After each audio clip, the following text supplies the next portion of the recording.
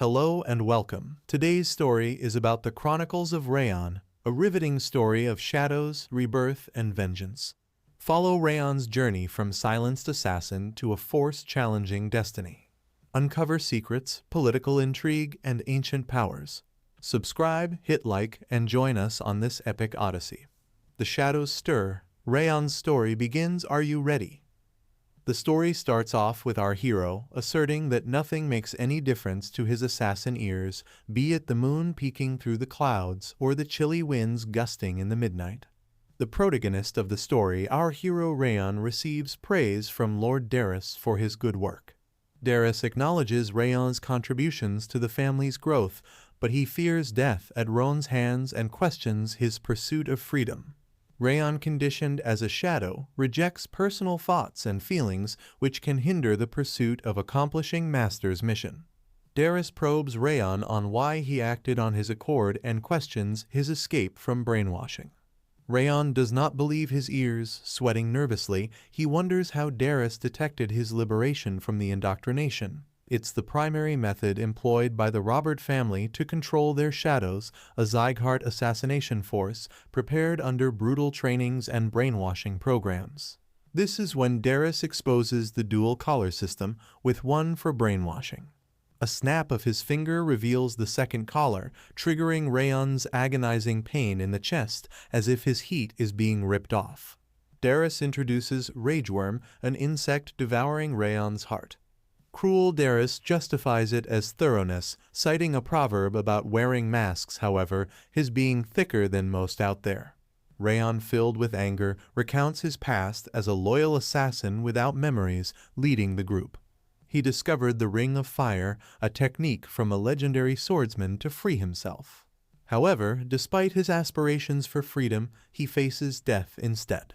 Determined to change his fate, he vows not to die pathetically, attempting to injure Derus before succumbing. In a swift moment, Darun sends Raon's head separate from his body with one brutal strike. Acknowledging Derus's unmatched strength, Raon regrets his manipulated life and ignorance of the Ring of Fire. Expressing frustration, he yearns for revenge against his oppressors, and this is when his glowing necklace hints at a mystical intervention. But an error interrupts the process as Raon's life ends. He opens his eyes to see a butterfly in a field, and we see a woman singing beside him. Then he stretches his hands outward. She starts to say he's so cute, and he says he cannot get used to it. The woman cuddling him is named Sylvia, and while it's hard to believe, she picks him up and tells him to say Mom. He was reincarnated as this woman's child with all of his memories of being an assassin. He thought he was just dreaming at first, but the more he spends the time around her, the more he begins to realize that it's not some dream, but a reincarnation with the memories of his past life. Sylvia hopes that the father will be back soon, then he can give her boy a name. Raon contemplates that he has not figured out much after reincarnating. Yet he understands he is not in some ordinary place, but rather a wealthy house, a renowned family, and he guesses it's better to be reborn into a powerful family than a normal one. However, he understands that the sole purpose of his reincarnation is vengeance, so he needs to stay patient. While he was the best assassin in the Robert family's history, Raon realizes he needs to surpass his previous capabilities. The door suddenly slams open, and the maid informs Sylvia that her father is approaching. Sylvia, taken aback, expresses the need to prepare, but the maid insists it's too late. The door then opens, revealing a man with blonde hair and a red cape. Raon recognizes him, and Sylvia calls out to him. Raon identifies him as Glenn Sieghart, the King of Annihilation. Raon realizes that he has been reborn into the most powerful family on the continent. Sylvia invites her dad to hold the baby, and ironically, he names him Raon with the title Mean Shadow for his second life. He stresses a quiet and rather shadowed life for the kid as well. Raon contemplates cutting through the night, wondering if everyone's asleep. He feels it's a chance to cultivate his wrath, having been unable due to always waking up with Sylvia. Now alone in the room, he sits up, sighs, and begins cultivation for wrath. Raon details the conventional training method involving breathing and absorbing mana. However, Roth, creating a mana circle around the heart, enhances all stats significantly, making it by far the most ideal for martial artists. With unique advantages, it aids mental training for mastering hard swordsmanship and seeking revenge on Derus. Despite his body's freezing energy-filled mana circuit and 9 blockages, Raon aims to break through with Roth. Instead of discarding the cold energy, he seeks to use it uniquely. Opening his eyes, he realizes he fell asleep while cultivating, struggles to stay awake, and dozes off again. Grandpa quietly approaches Raon's bed, placing his hand over him. The next day, Raon moves down the hall, reluctantly crawling as his mother encourages him. Complaining about acting like a baby, he expresses his frustration. Although his soul is of a grown teenager, he is still a kid in this life and will have to act like a kid whether he likes it or not. His mother praises him, and a man's voice interrupts, addressed first as Sir and then as a saint. Recognizing him as the renowned Saint of Ragged, known for power techniques, Raon recalls his wanderlust. The saint, now called Ragged, learns of Raon and decides to examine him due to his condition. Ragged analyzes Raon, revealing a concerning diagnosis, the biblical curse. Sylvia disputes it, but Ragged insists on regular treatments to prevent complications from the blocking ice energy. The maid interrupts, informing Ragged of Sieghart's summons. Reluctantly leaving, Ragged comments on Sieghart's timing.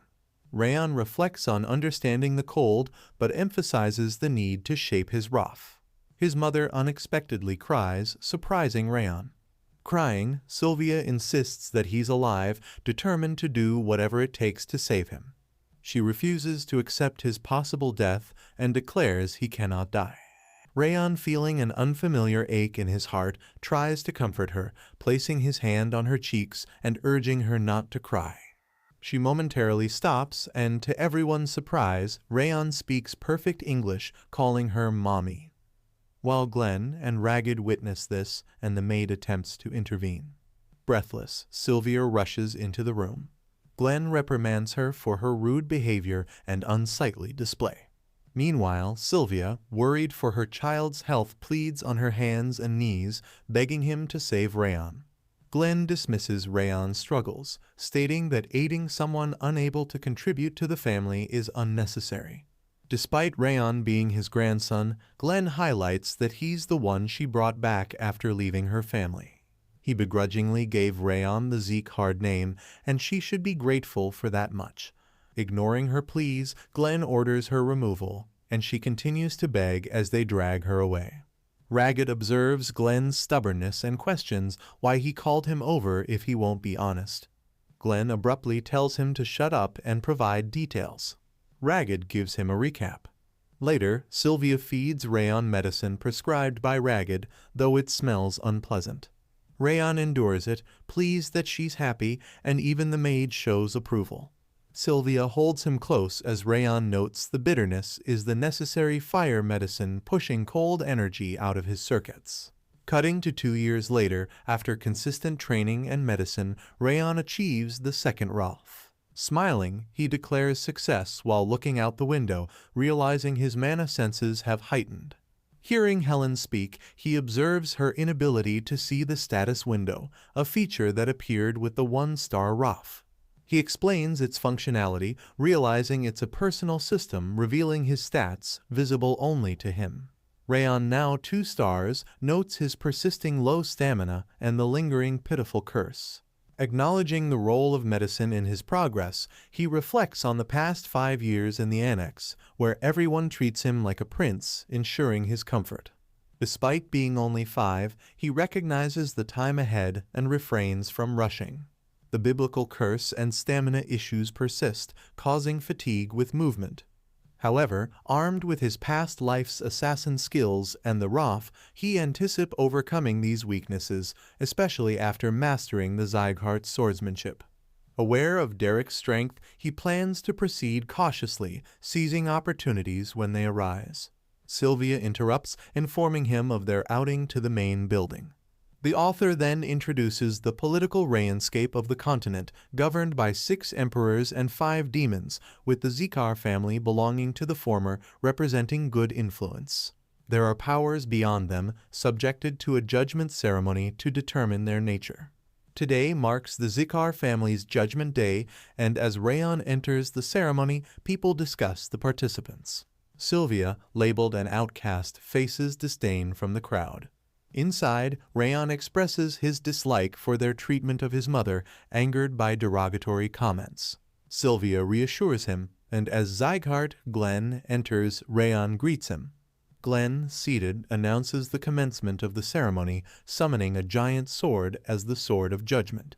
Raon recognizes it and remarks that it's time for the ceremony to begin.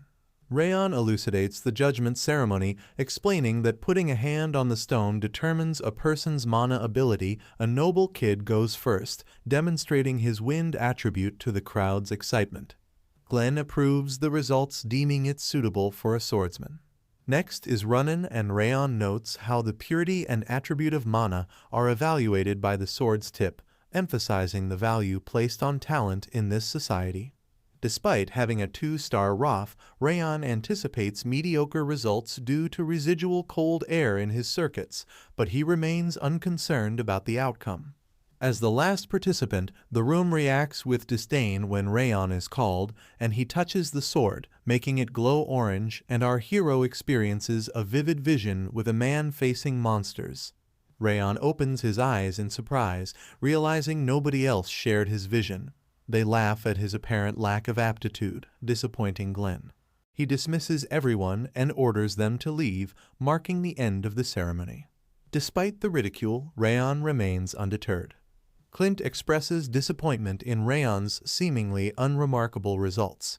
Suddenly, the sword begins to emanate the same war essence as once the head of the house had, surprising Glenn. The sword erupts with golden ore, stunning Glenn. He recalls ancient records describing the first Sieghart's patriarch's ability to display transcendental fire, golden mana, and flames known as golden flames, a unique occurrence in the family's history. Glenn wonders at this unexpected development, shocked on just how strong this boy is. Meanwhile, we find our hero assessing the improvements in his stats. His innate traits remain locked, prompting him to strive for 3 stars in his ROF. 7 years have passed since the first judgment ceremony, making Raon now 12 years old. Raon successfully reaches the doorstep of the 3rd stage in his training, acknowledging that progress could have been quicker if not for the persistent cold.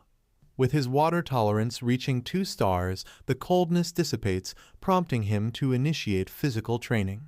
His mother interrupts, urging him to prepare for the 2nd judgment ceremony. After the ceremony concludes earlier than expected, Glenn confronts Raon, noting his failure to respond to orders for basic training over the past month. Raon is confused, and Sylvia, pleading for more time, explains his inability to endure the training due to excess cold energy. Glenn, unsympathetic for our hero, asserts that there are no exceptions for someone from the house. If he cannot walk, then he must crawl and train, but he should understand the value of being a Sieghart. Glenn goes on to question Sylvia's commitment to the family, suggesting she leave if unwilling to adhere to Sieghart standards. Attendees mock her, calling her pathetic. Raon understands the mistreatment his mother faces, aware of her past departure from the family and the subsequent challenges she faced as his father only after her conception. He decides not to tolerate her mistreatment towards her mother, approaching the sword in his hands and eyes blazing for vengeance. Sylvia offers to handle the situation, but Raon reassures her. Despite Glenn's orders, he declares his intention to begin training the following month. The current wise Master Denier expresses disbelief that Raon didn't know about the training's intensity and advises him to give up. Raon, determined to live up to the family name, insists on attending the training. Glenn issues an order, causing Dior to fly past Raon, inflicting injuries. Raon senses Glenn's overwhelming strength, realizing he truly lives up to the title of the King of Annihilation. Sylvia and the wise Master Denier try to calm the situation, with Sylvia apologizing and insisting that Raon is not in a state to train. Despite the pain, Raon declares his refusal to live in the shadows as an assassin any longer. He asserts his determination to bring his mother back to her rightful position and protect those around them. Glenn questions if he intends to challenge Sieghart's standards through training. Raon affirms it as his only choice, urging the instructor to prepare accordingly. As he falls, Raon vows to show his potential and become stronger than ever. The scene shifts to other kids training, and Karun Sieghart, the central martial arts master, questions why Raon is too weak to move properly. Someone else mentions overhearing conversations between Ragged and Sieghart, suggesting Raon suffers from an illness. Karun notes the abnormal condition of Raon's body and instructs someone to bring Sylvia into their building for information gathering. In the fifth hall, Glenn walks through, and everyone bows to him except the red-haired elf. Glenn calls him out to stop pretending to be asleep and get up. The elf, Rimmer, marvels at Glenn's resistance to his sleeping techniques, noting that even the head instructor follows his orders while they work with their bodies. Glenn remarks that Rimmer hasn't matured even after 50 years. Rimmer reflects on the difficulty of changing people and asks if Glenn is there because of his youngest grandson. Mentioning Sylvia's visit, Rimmer assures Glenn that he won't make exceptions even for the youngest. Glenn agrees not to lessen the training's intensity, emphasizing his disdain for weakness. Rimmer, recognizing something, starts acting jovial and speculates on Glenn's love for his grandson. Glenn warns Rimmer not to go easy and advises failing those unworthy of training. Rimmer agrees to do as he wishes, and Glenn takes his leave. Rimmer contemplates Raon, curious about his character. Raon observes his status window, confirming the achievement of the third Roth, elevating him to a 3-star. This advancement reduces the bitter cold curse, making him feel different, with increased sensitivity and a clearer mind. His mother comforts him after training, acknowledging that the status window accelerates his growth. Aware that the training's difficulty is infamous, Raon sees being a 3-star as only the initial step. He aims for a solid foundation to progress smoothly, surpass others, and silence the mocking voices. His ultimate goal is to defeat the Heavenly Sword. Late at night, his mother enters the room, surprised he's still awake. Raon questions her presence, and she explains that she wanted to talk before his departure to the training hall. She suggests postponing the training for a year, expressing concern about potential severe injuries. Raon refuses, driven by the desire to prevent people from insulting his mother. He believes that excelling in training will change how she is treated. She smiles, acknowledging his confusion about their mistreatment.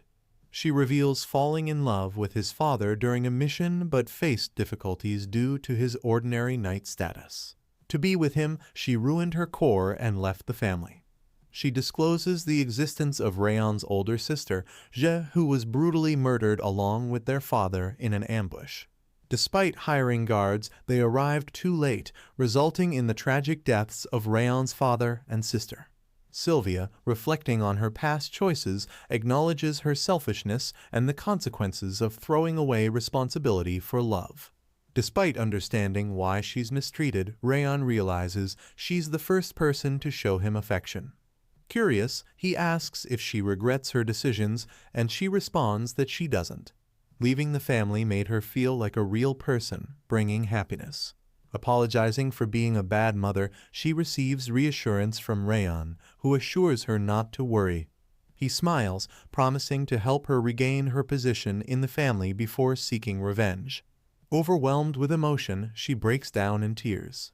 Later, as Raon checks his Roth, he notes its increased speed, signifying his promotion to a 3-star. Wondering about the higher levels, a blue ore appears in front of him, introducing itself as Wrath, the second lord of the Devildom. Raon, confused, witnesses the unlocking of his hidden trait. Wrath, sensing Raon's rage, offers assistance in exchange for his soul and body. This marks the conclusion of first part of this epic story. Interested to know how Wrath will manipulate the naive Raon? Stay tuned till we uncover more details in the part 2 of this epic saga. Suddenly, a mysterious blue aura appears before Raon. A voice speaks, introducing itself as Wrath, the second monarch of the Devildom. Confused, Raon realizes his hidden rage is being activated. Wrath offers a deal requiring sacrificing his soul and body, but stops, noting Raon's young age. Curious, Raon asks Wrath to reveal his identity. Wrath confronts him, claiming the intensity of rage he sensed is too much for a child. After a pause, he admits it's Raon's suppressed rage and proposes a deal: surrender his body and soul for revenge. Raon considers if this rage is for Derus but declines, wanting to seek revenge alone. Wrath corrects him, saying it's not a proposal but a foregone conclusion. The atmosphere turns icy as Wrath grows larger and charges at Raon, turning the room into a frozen chamber. As Wrath morphs into the image of Derus, urging Raon to unleash his suppressed anger, Raon struggles against the freezing thoughts. He attributes his endurance to his affinity with water, but Wrath fuels his internal rage. Disguised as Derus, Wrath whispers in Raon's ear, pushing him to give in. Raon fears giving his body to this entity. Wrath pressures him, insisting resistance is futile. Raon fears he's nearing his breaking point. Realizing his water attribute might counteract the pain, Raon channels his Ring of Fire technique. Wrath panics, questioning Raon's resistance. Determined to exact revenge on his terms, Raon refuses to be controlled. Enraged, Wrath admits underestimating him. Just then, a status window pops up in front of Raon, indicating that new abilities are unlocked. A surprised Wrath wonders why Raon has access to this system, as he was the one who created it. Raon asks what he means, prompting Wrath to question why the system appears for him. Raon surmises it's for tracking progress, surprising Wrath with his insight. Raon then punches through Wrath, mentioning that he infused the punch with mana just to check. Wrath confirms that he doesn't have a physical form, since no one else seems to notice the commotion. Wrath then turns into a flower bracelet around Raon's wrist, declaring that his power is still recovering. Raon ponders aloud that he wants to get rid of Wrath, but that could mean losing the system, and Wrath can also hurt Sylvia and Helen. So he decides to keep Wrath close, but under control in order to speed up his own progress. He then wonders why Wrath chose to become a flower bracelet, to which Wrath replies, "Respect my preferences." The next day, Raon descends the stairs ready to head off to the training hall. Helen and Sylvia wish him well, urging him to be careful. Sylvia expresses her faith in Raon, who assures her he'll back off if the training gets too tough. He waves goodbye, leaving Sylvia to worry about his health. Helen reassures her, saying Raon is strong and will be fine. Sylvia, back at home, prays for Raon's safety, hoping he'll return unharmed. Raon, in the meantime, steps into the bustling training hall, ready to face whatever challenges lie ahead. At the training hall, Raon finds it packed with kids from different families, not just the Sieghart. Raon recalls that Helen had mentioned that this year's turnout is high, so they've even opened up a sixth training hall. While Raon gets sneers and insults from some of the other kids, even mocking his flower bracelet, Wrath fumes quietly, vowing to make them regret their words. Raon speaks up, telling them that if they have something to say, they should say it to his face. They retort that someone from an indirect lineage shouldn't be so bold. Raon fires back, saying they're also from an collateral lineage, so what gives them the right to talk down to him? As one of them grabs Raon's collar and clenches a fist, ready to strike, another young man intervenes. It is Burin. He warns them that their squabbling is disgracing the family name. Seeing Burin, they back off immediately. Burin then turns to Raon, advising him to know his place. He tells Raon that he's insignificant and should keep a low profile if he wants to stay in the family. Burin adds that Raon's earlier success in catching the head of House's attention was pure luck and warns him that a loser like him will likely fail the upcoming training. Raon retorts, questioning Burin's authority, considering the only thing he has going for him is his direct lineage. Just then, the door bursts open and a man named Rimmer walks in. Raon recognizes him and is surprised to see him here. Burin grudgingly leaves the room.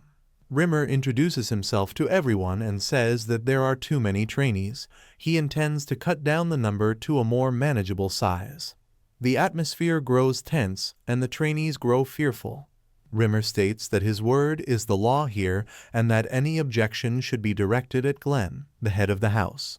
He then asks what they're waiting for, and suddenly some of the trainees start to run. Wrath asks Raon why he's running at the back of the pack. Raon replies that it's not a race, there's no need to overtake others. According to him, Rimmer is interested in their potential and endurance, not speed. The real winner will be the one who endures till the end. Onlookers observe the trainees, impressed by how quickly they are running, particularly Burin and another young lady named Raon. They note that at just 12 years old, their abilities are extraordinary. Then they spot Raon lagging but still enduring despite his earlier weakness. Rimmer watches this and starts to smile, intrigued by Raon's unique approach and the qualities he hasn't seen in someone before. He reflects on his unique ability to gauge the power of most people around him except for Raon. Meanwhile, others mock Raon for trailing behind in what seems to be a simple running exercise. Raon chuckles internally. In his previous life, he'd had to outrun deadly beasts. This exercise is child's play in comparison. The race continues, and Rimmer marvels at Raon's relentless pace. He can't fathom how Raon keeps going. His determination seems beyond human limits. Meanwhile, Burin is puzzled when he finds Raon right on his heels. He recalls overhearing doctors discussing Raon's health and decides he's had enough. Utilizing his special skill, he surges ahead to take the lead.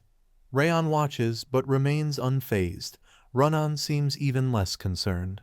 Raon reflects that the true battle isn't against each other. It's a test of their own mental fortitude. As the race wears on, many kids are running out of steam. They wonder how Raon keeps going and is not tired. Raon thinks to himself that he's exhausted and feels like he could collapse at any moment, but he's tapping into the ring of fire technique, squeezing every last drop from his diminishing stamina. Just then Wrath, who considers Raon his future host, intervenes. He wants Raon's body now. Wrath attacks Raon internally, causing searing pain. Raon grits his teeth, knowing he mustn't show weakness. That's what Wrath is waiting for. Wrath taunts him, saying no one can resist his power. Raon knows he has to endure. If he shows any signs of weakness, Wrath will consume him. As he pushes through the pain, his vision starts to blur, and his breath grows shallow. Is this his limit, he wonders, fighting to maintain control over his own body. Just then, Rimmer interrupts, saying enough is enough. Raon catches his breath while Raon observes him keenly. Wrath wonders aloud how Raon could have endured so much pain. Raon replies that he had already warned them. The trials not only failed to break him, but also strengthened his ring of fire technique and his physical prowess. A message appears indicating that Raon has gained experience. Wrath can't believe it and scoffs, calling it absurd. Rimmer then addresses everyone, admitting that what he said before the test was merely a motivational ploy. If they performed like they did today, they would ultimately fail. Out of 160 participants, only one ran to the very end. Some may have cheated by using their aura, but Rimmer doesn't care about the methods as long as they pass the test. They have 6 months to officially become trainees, and he will select the top performers without ranking them. Dismissed, everyone heads to their dorms and the training center.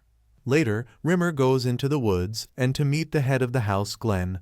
Glenn asks him how the test went. Rimmer tells him that he shouldn't be asking him that question as he himself saw the test. Rimmer adds that he has sharp skills in judging people, and as expected, Raon and Burin are indeed talented, as are some other kids, but Raon is a puzzle. He seemed out of stamina, so how did he keep running? Rimmer confesses that life has been dull since his own core was damaged. However, the recent development has ignited an interest in him. Glenn reminds him of his duties as an instructor, to which Rimmer replies that he might have found someone worthy to pass on his legacy. Glenn suggests that it's just a coincidence, but Rimmer smiles knowingly, saying it feels like more than that. Meanwhile, Raon decides to head to the training center, but Wrath warns him not to push his luck. Other trainees eye Raon with contempt, whispering he must have cheated. Crane speculates Raon might have used a miracle elixir from the Ragged Saint. Deciding it's time to teach him a lesson, they hurl Raon into a tree. Confused, Raon questions their actions. Crane accuses Raon of cheating, and his friend supports the accusation. They insist on talking, but Crane throws a punch at Raon. Wrath wonders if Raon will fight back. Surprisingly, Raon punches Crane in the face, declaring that if they want to talk, let's do it with their fists. Another kid attempts to punch Raon, but gets blocked and kicked in the stomach. Crane's friend asks what's happening before receiving a punch himself. Meanwhile, Crane, on the ground, gets another kick from Raon. Wrath finds it entertaining to watch. After knocking them down, Raon places his foot on Crane's hands, asking if Burin set them up. Crane denies it, saying they acted alone. Surprised, Raon admits he thought Burin hated him more. After confirming Crane won't talk, Raon warns him to stay away to avoid another confrontation. Crane agrees, promising not to step on Raon's shadow. Raon tells him to leave, and Crane does. In the background, Rimmer watches, smiling, remarking it reminds him of the young lord. Later, Raon discovers his agility increased for satisfying Wrath via the system. Wrath is puzzled, wondering why Raon gets points just for pleasing him. Raon mentions that Wrath himself devised the system, claiming ignorance of it. Wrath denies using it on anyone else, accusing Raon of stealing it. He proposes a wager. If Raon wins, he'll receive stat points and a trait, but if he loses, Wrath will take 10 points of rage from him. When Raon asks about the downside, Wrath explains he'll take some of Raon's accumulated rage, though not much. Losing control could be bad. Considering the risks, Raon agrees, seeing potential gains outweigh the loss. Wrath commends his choice. Raon believes tapping into his past skills ensures victory. The next morning, young trainees struggle with the horse stance. Rimmer explains it's fundamental to martial arts, and they're taking the test voluntarily.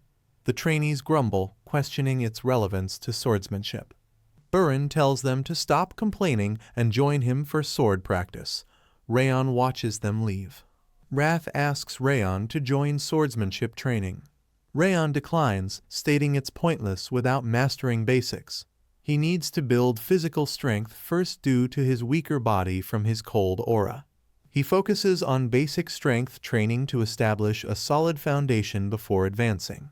While exercising, Ronan observes him from a distance. She's intrigued by his increasing weights daily, finding his rapid progress unusual.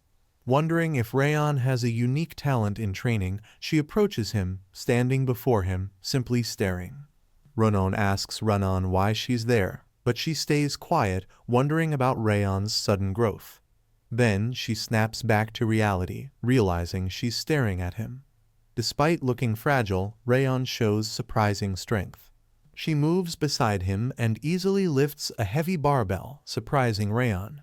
It feels familiar, but nothing special. Then, a strange scent from Raon makes her weights feel light, boosting her strength. But when Raon moves away, the sensation fades, leaving Ronan confused. She follows him, trying heavier weights, finding her abilities genuinely enhanced by his presence. Quietly, Raon keeps training as Ronan watches, intrigued by the heavier weights and the mysterious scent around him. Suddenly, Burin enters with other trainees, noticing Ronan with Raon. They express their disapproval, calling Raon names and saying nothing good comes from being near him. Burin grabs a wooden sword, claiming Raon's training is pointless. He calls Raon weak and urges the others not to bother with him, referring to him as an indirect lineage bastard. Burin stresses the importance of preparing for an upcoming test, despite not knowing its specifics.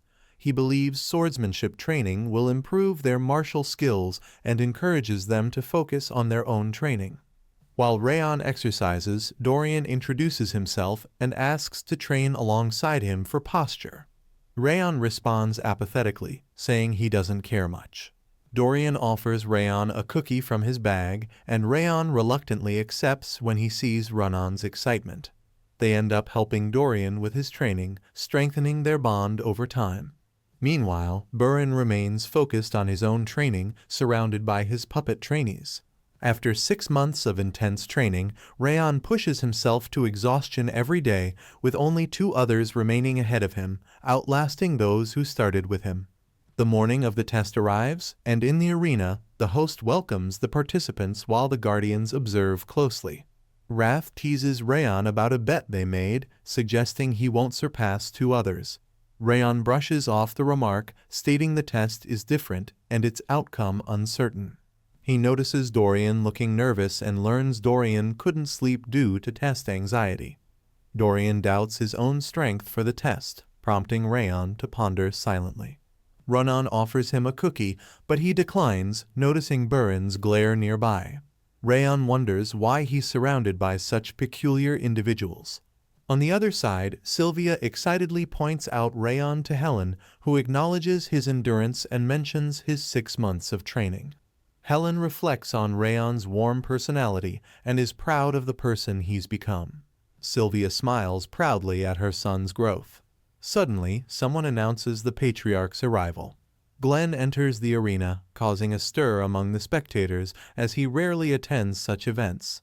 Rimmer is also surprised to see him. Cheerfully, Rimmer questions Glenn's presence, to which Glenn responds that it's an event crucial for the family's future, garnering some surprised reactions. Awkwardly, Rimmer assures him of his welcome. He then declares that with the patriarch's attendance, they must proceed with the test immediately. Rimmer unleashes his power, stunning the trainees, including Raon. He explains that the test involves enduring his aura's pressure, presenting an unexpected challenge for the participants. Rimmer stresses the importance of pressure in a warrior's life, stating that the test will assess their ability to handle it. However, a parent strongly opposes the test, arguing it's premature since the children just learned aura. They feel it's unfair, especially for those who haven't mastered aura yet, and express dissatisfaction over students sleeping in class. Amidst the debate, Raon contemplates pressure, realizing it goes beyond aura manifestation. It signifies the soul level of a warrior, reflecting their achievements and can be conveyed without aura. Glenn intervenes, supporting Rimmer's view, surprising the parent who questions his stance. Glenn explains that pressure comes from life experiences, not just aura mastery. He emphasizes individuals can have significant pressure from their training hardships, regardless of aura. Rimmer acknowledges Glenn's support, silently appreciating his endorsement. Rimmer concludes the discussion, assuring there should be no further objections to the test. He ignores any disruptions and calls for the test to commence. Focusing on Runon, he gestures for her to step forward while instructing others to step back. Confident, Runon steps forward, ready for the challenge. Rimmer emphasizes that the pressure she'll face should be manageable if she's given her all in training. He clarifies the objective. She must navigate through his pressure and touch him to pass. With determination, Rimmer initiates the test, and Runon feels the weight of his pressure immediately. He warns against using aura, stressing reliance on willpower developed through training. Undeterred, Runon summons her inner strength and progresses steadily. Despite the pressure, she reaches out and touches Rimmer's arm. Acknowledging her success, Rimmer taps her head gently, announcing her passing. He commends her hard work, encouraging her to maintain the same mindset. Rimmer announces Dorian as the next participant, leaving Dorian shocked and stuttering. When asked why, Rimmer asserts his authority, instructing Dorian to hurry. He directs Dorian to learn from Runon, urging him to use the willpower developed in training to break through the pressure. Dorian expresses doubt about his ability, but Rimmer bluntly states he'll fail if he doesn't try. As Rimmer exerts pressure, Dorian struggles, but eventually he manages to grab Rimmer's leg. Reflecting on Rimmer's approach, Raon realizes Rimmer tailored the pressure for each participant based on their abilities. Meanwhile, Dorian grabs Rimmer's leg, prompting Rimmer to acknowledge his success and pass him. However, Rimmer critiques Dorian's lack of confidence and advises him to hold his head higher. Dorian unexpectedly vomits in response. Rimmer swiftly moves on to the next participant, Buren, wasting no time in initiating the test. This time, Rimmer's pressure intensifies significantly.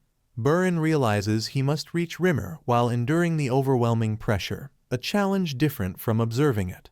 Struggling, Buren kneels, feeling helpless compared to Raon's feat. Rimmer acknowledges Buren's talent but criticizes him and others for focusing on empty swordsmanship instead of training their bodies and willpower. He warns against using aura. Determined not to fail, Buren recalls a memory involving his father's stern refusal to allow his older brother inside. Gathering strength, he touches Rimmer's legs. Rimmer confirms Buren's success but advises him not to pretend to be an adult at 12. He suggests training suited for his age and warns of potential obstacles if he only focuses on the present. Rimmer calls Raon Sieghart to the front, and Raon eagerly responds. Confirming Raon as the last participant, Rimmer asks if he's ready. Raon confidently affirms his readiness. Without hesitation, Rimmer applies an unprecedented level of pressure on Raon, stunning the audience. Even Glenn is surprised by the intensity, while Raon questions the test's nature. Acknowledging Raon's exceptional talent, surpassing even Raon and Buren, Rimmer instructs him to endure the pressure. Raon delves into his inner self, drawing strength from his past life as Raon the assassin. Impressed by Raon's ability, Rimmer watches as Raon effortlessly touches his chest, leaving Rimmer bewildered. Raon calmly asks if the test is now complete. Raon smirked, asking if the test was over, while the other kids stood stunned, unable to comprehend how he endured the overwhelming aura burst despite his ailing condition and lack of aura training. Rimmer, intrigued, approached him and asked who he was. Raon, formerly Raon, recounted being observed by Rimmer for 6 months, expecting recognition. However, Rimmer explained his inquiry stemmed from astonishment at Raon's unexpected progress, clarifying he unleashed an aura burst as a prank. Brushing it off, Rimmer declared the test's conclusion and announced Raon as the top trainee. Spectators questioned Raon's ranking, puzzled by his surpassing Buren and Raon. Buren protested, alleging trickery due to Raon's perceived shortcomings in stamina, strength, and intellect. The audience echoed Buren's doubts, questioning Raon's feats despite his supposed affliction and lack of aura. Some speculated that the instructor orchestrated a facade fueled by swirling rumors about Raon's capabilities. Buren, adamant about their shared Sieghart martial heritage, suggested settling the top trainee matter through a duel. Rimmer prodded Buren about his eagerness for the top spot, evoking a flush and stammered denial from Buren. The crowd awaited a decision as Rimmer reminded them the test had concluded. Glenn, the patriarch, acknowledged prevailing skepticism and asked Raon if he'd duel Buren. Buren grinned smugly, but Raon declined, citing the test's conclusion and lack of incentive for a duel without a reward. Raon expressed surprise at Buren's denial of the results despite his talk of honor and lineage, provoking anger and embarrassment from Buren, who resorted to insults. Glenn proposed a duel between Raon and Buren to determine the top trainee, offering a bronze plaque as the reward. Raon contemplated its significance, noting the symbolic value of different materials. Despite it being bronze, he anticipated a substantial reward. After some contemplation, Raon agreed to the duel, and Glenn confirmed the decision. They wasted no time and commenced immediately. Rimmer set the ground rules: a single round with no weapons or aura allowed. Buren launched a punch at Raon, who skillfully evaded it. Buren followed up with a kick, but Raon deftly blocked it.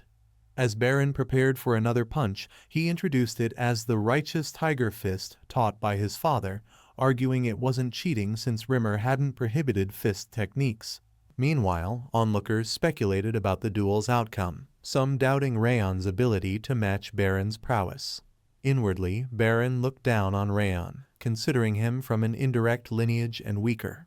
Buren, pressured by his father's expectations, relentlessly attacked Raon, who effortlessly dodged each punch. Raon marveled at his ability to anticipate Buren's movements. Growing confident, Buren questioned if Raon was ready to concede, but Raon had different plans.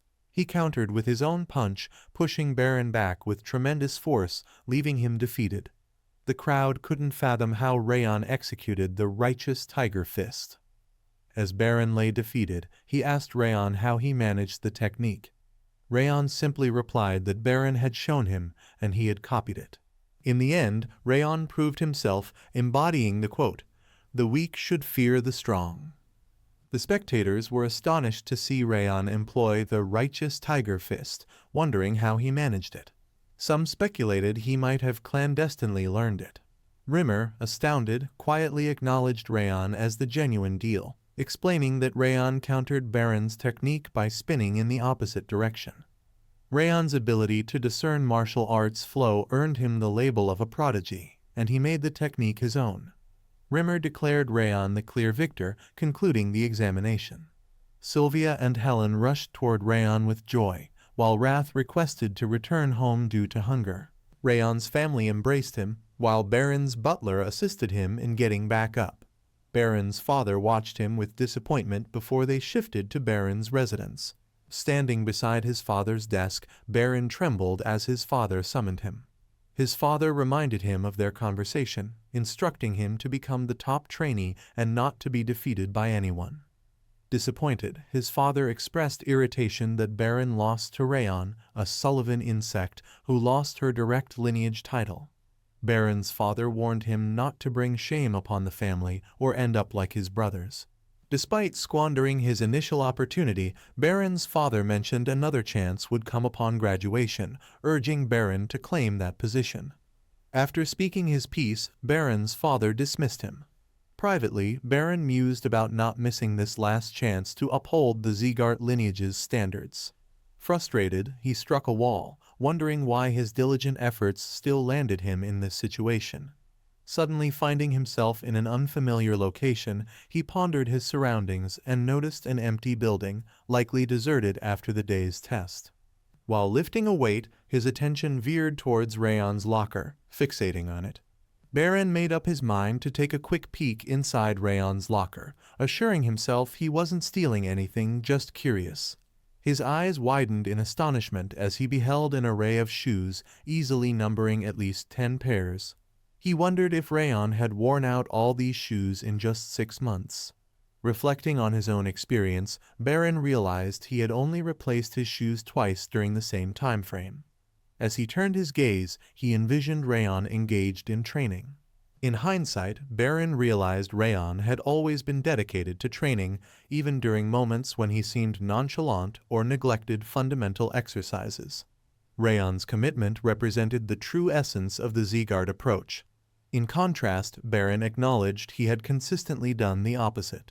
With a final glance at the weights, he returned the shoes to Raon's locker, securely shut it, and departed, feeling a newfound respect. Raon and Wrath expressed disbelief, having never encountered someone like Raon before. Wrath moved closer and inquired about Raon's true nature.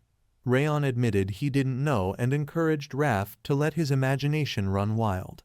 Changing the topic, Raon asked about the skill displayed in the system. Wrath revealed Raon had acquired legendary senses, a remarkable trait unusual for someone like him. Raon reacted with mild interest, questioning the origin of the name. Wrath admitted he made it up and asked if it sounded cool.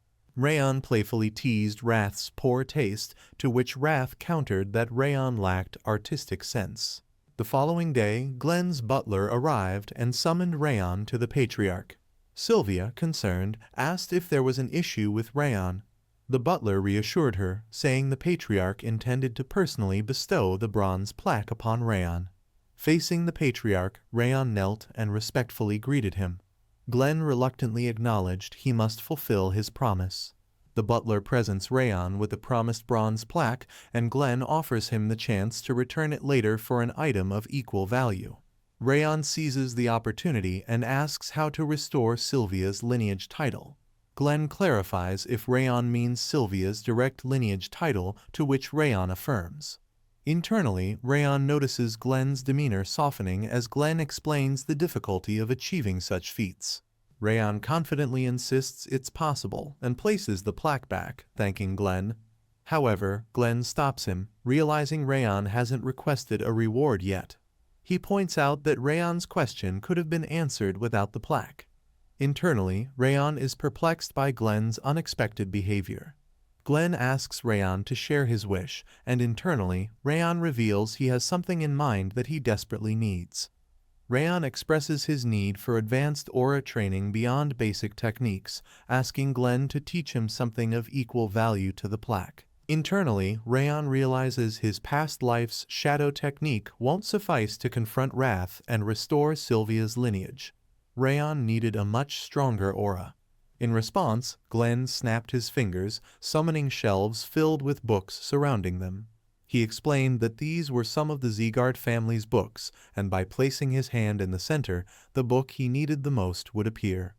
Raon agreed, hoping for something superior to the shadow training technique. To his surprise, an old book emerged titled The Thousand Flames Technique.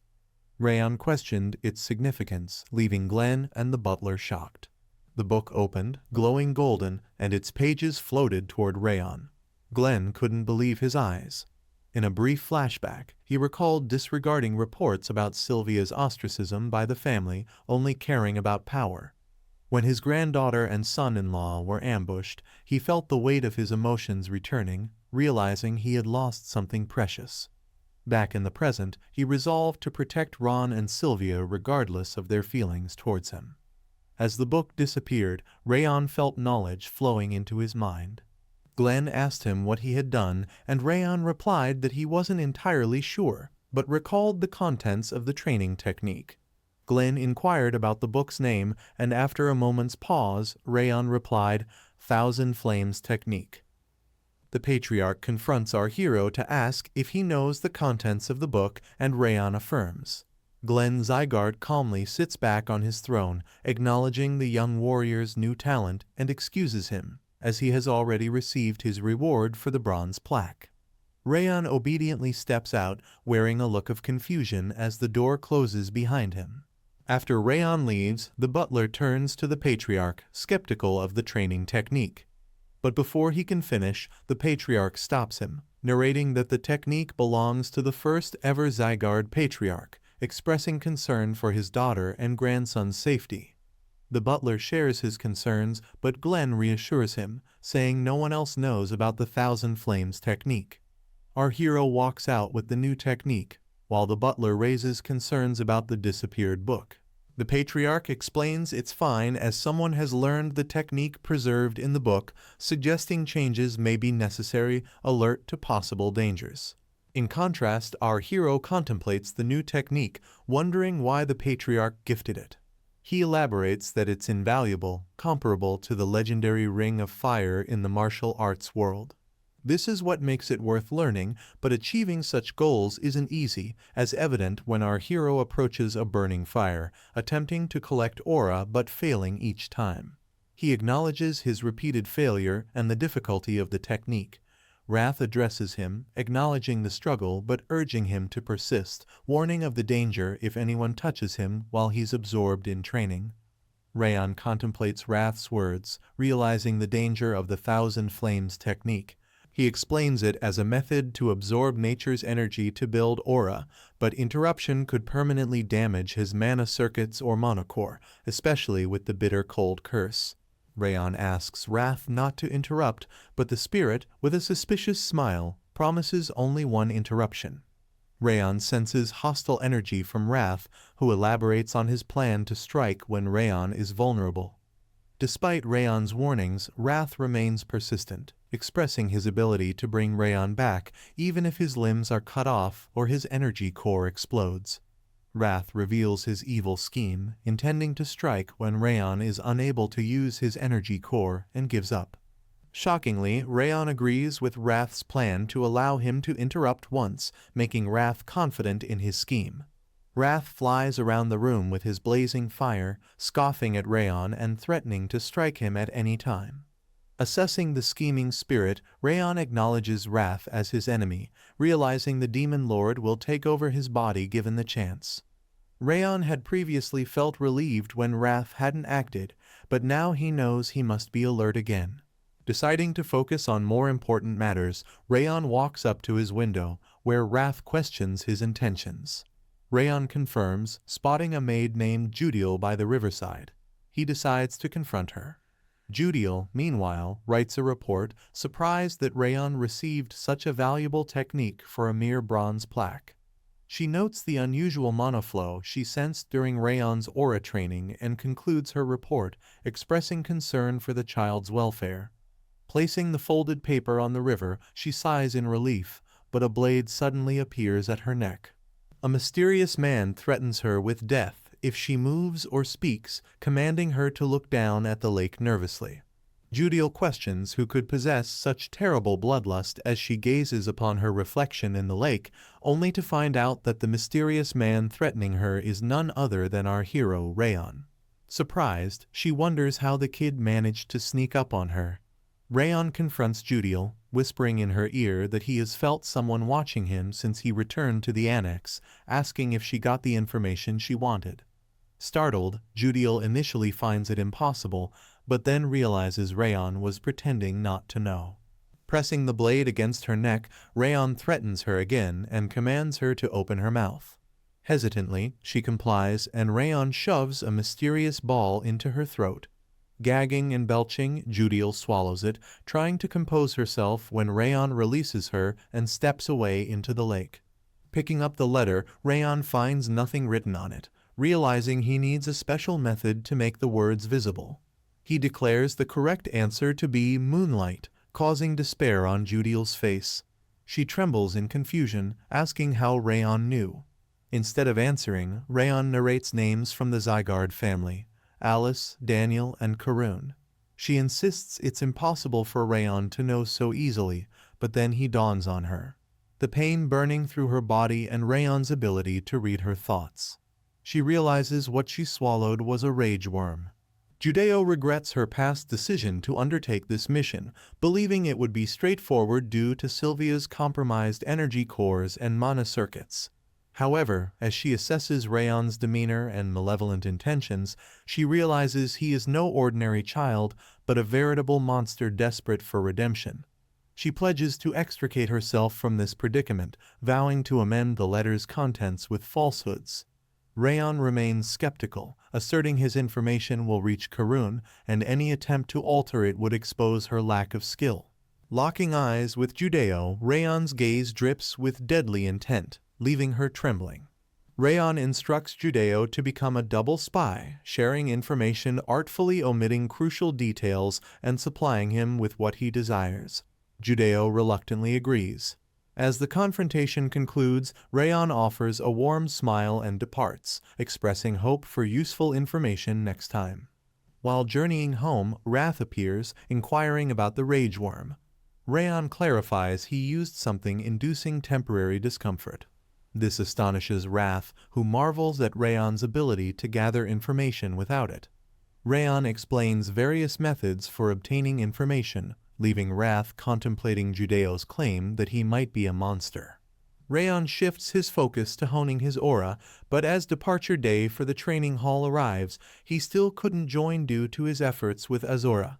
Accompanied by Judiel and Sylvia, he arrives at the hall, observing the limited number of trainees. Only about 42 had passed the selection process, just as Rimmer had predicted. Suddenly, Runin approaches him, expressing her gratitude for his assistance in training. Baffled but appreciative, Raon steps away as Wrath appears, questioning their interaction. Confused, Raon watches Runin depart. Next, Dorian approaches, breathless as if he'd just completed a marathon. After inquiring about Raon's well-being, Dorian details his struggles as a provisional trainee. Impatient, Raon listens briefly before tuning out Dorian's monologue. Byrne interrupts, fixing a fierce glare on Dorian, who collapses in terror. Ignoring Dorian, Byrne turns his attention to Raon. A tense silence envelops them as Byrne stoops and bows before Raon, apologizing for his past conduct and defeat in their duel. He vows relentless determination to surpass Raon in the future before departing, leaving Raon in a daze, pondering Byrne's unexpected change in demeanor. Raon acknowledges the surprising maturity of a 13-year-old willing to admit faults, though wrath remains incensed at the lack of humility from someone soundly beaten. Meanwhile, Rimmer, apologizing for his tardiness due to excessive drinking, announces the commencement of genuine training for official trainees. As he outlines the regimen, a loud noise distracts the students, and they witness Martha Sieghart from the direct lineage cursing at the gate. Recognized by Dorian and introduced by Rimmer, Martha takes charge, inquiring about the top trainee among the newcomers. All eyes turn to Raon as Martha directs her displeasure towards the top trainee, challenging her to a fight with palpable enthusiasm. Raon, feeling skeptical about the sudden challenge, wonders why he keeps getting entangled with peculiar individuals. Despite his apprehension, he steps forward confidently, asserting his position. Martha responds with a sly gaze and arrogant questioning of Raon's worthiness. Cracking her knuckles, she invites the impending duel. However, before tension escalates further, Byrne interjects, commenting on Martha's behavior. His words cast doubt over her challenge, leading to a sharp retort from Martha. Byrne, standing his ground, reminds her of Raon's recognition by the patriarch and head instructor. Martha justifies her challenge as a response to perceived injustice, but Byrne's change of heart surprises everyone. He expresses his wish to spare others from hardships he once faced. Observing Byrne's transformation, Raon notes his growth. Before matters escalate further, an unexpected intervention occurs. Ronan steps in, positioning herself between Raon and Martha, stunning everyone present. Martha scoffs at the support the other trainees are giving Raon, but finds it somewhat amusing. She wonders if they're rallying behind him as if he were their leader, perhaps deeming themselves his loyal followers. Initially willing to back down and honor public opinion, Martha suddenly changes her stance. In a surprising turn of events, she swiftly reappears in the sky with a malevolent smile. She expresses disdain for cowards and implies even greater contempt for those who hide behind others. This unexpected twist leaves Ronan and Byrne taken aback by Martha's speed. Concerned, they watch as Martha charges forward with clenched fists, intent on confronting the perceived coward. However, Raon proves to be more than a match for Martha. With nimble grace, he dodges her punches and subdues her, sending her flying backward. Martha is bewildered as her attacks fail to land. As she looks for her target, she is met with another punch, knocking her down. Byrne watches in shock while she observes with an amused smile. Martha struggles to make sense of the situation, eventually allowing her anger to resurface. She threatens Raon, warning him that he won't walk home that day. Before the situation can escalate further, the head instructor intervenes, declaring they've exchanged enough pleasantries. Martha finds herself trapped, skeptical of the head instructor's sudden appearance. Rimmer questions why they underestimate him and suggests they wait until Raon learns aura before fighting. Martha reluctantly agrees, ceasing her pursuit for the time being. The head instructor commands Raon to join him, and Martha walks away in frustration. Wrath lashes out at Raon's leniency, demanding severe punishment for Martha. Raon, composed, cites a landed punch, but Wrath insists on harsher consequences. They enter the training hall where Byrne worries about Raon's swift progress, fearing being surpassed.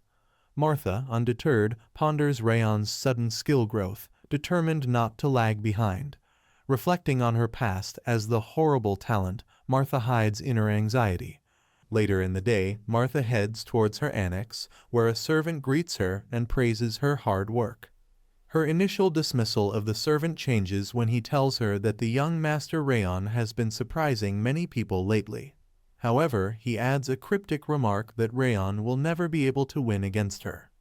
This statement grabs Martha's full attention, and she questions the servant about the basis for such a belief. The servant proceeds to explain that the young master has a critical weakness, something he believes Raon can never overcome. Unleash the saga of Raon, the reincarnated assassin turned genius swordsman. From the shadows to the North's destructive king's grandson, he faces the curse of frost. Can he triumph against fate? Share what the most emotionally impactful manga, manhwa or manhwa you've ever read is in the comments. While Raon's practicing, a pair of boys debate over whether or not they should ask him for advice on their posture, but decide against it as Martha walks up to him. She admits she didn't expect him to be training alongside her and that he really is a genius, but it's all pointless with how bad his mana sensitivity is. Seeing how no one is saying anything, she remarks it makes sense since no one would have, though someone like him still wouldn't be able to master aura even after 4 months, remembering how a butler had told her that Raon has zero talent when it comes to mastering aura. He'd revealed how his mana sensitivity had been the lowest it could reach and that he's the only person who hasn't yet mastered aura in the 5th training hall.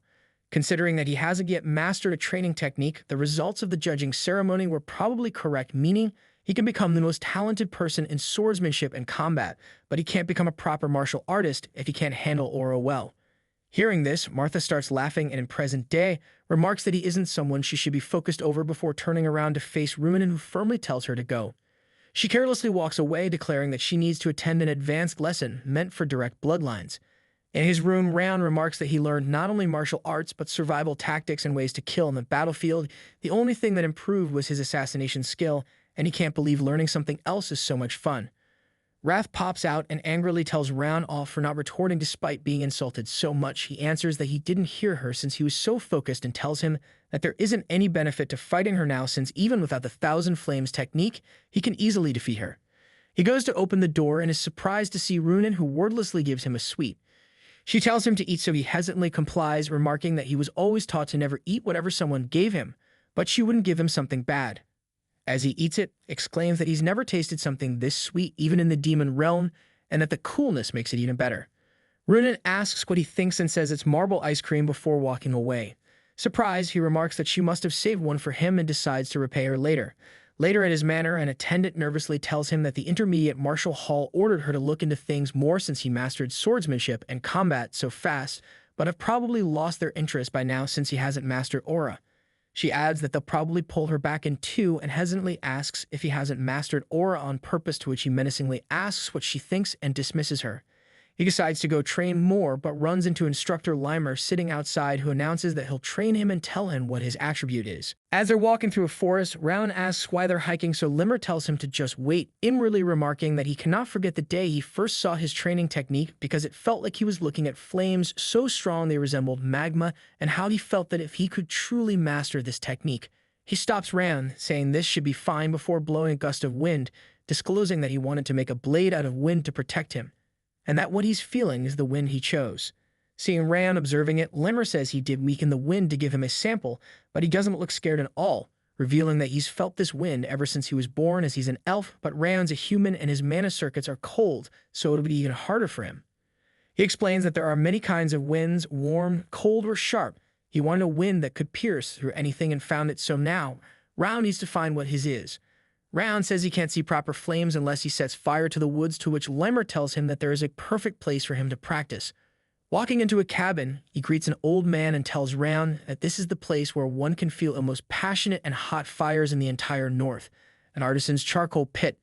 Lemmer tells the man that Raon's the patriarch's son, as Raon watches the fire in shock and remarks that he's seen countless fires in his life, bonfires he started himself, advanced flame magic coming from the hands of a mage, and more, but these flames are the image of the fire he wants to possess.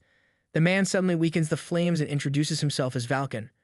Hearing the name, Raon realizes he's the artisan who's globally famous for his mastery, remembering how he's the man who apparently created Glenn Sieghart's sword but disappeared 30 years ago. Raon introduces himself, and Limer explains he's a retired artisan and has been stoking the flames for 10 years, asking Valken for a favor since there's no other place to experience real flames. Upon learning he's Sylvia's son, Raon discloses that he's making golden charcoal, which can create much stronger flames than white or black charcoal, telling him that he doesn't care what he does here as long as it doesn't disturb him or his work, which Raon brightly thanks him for.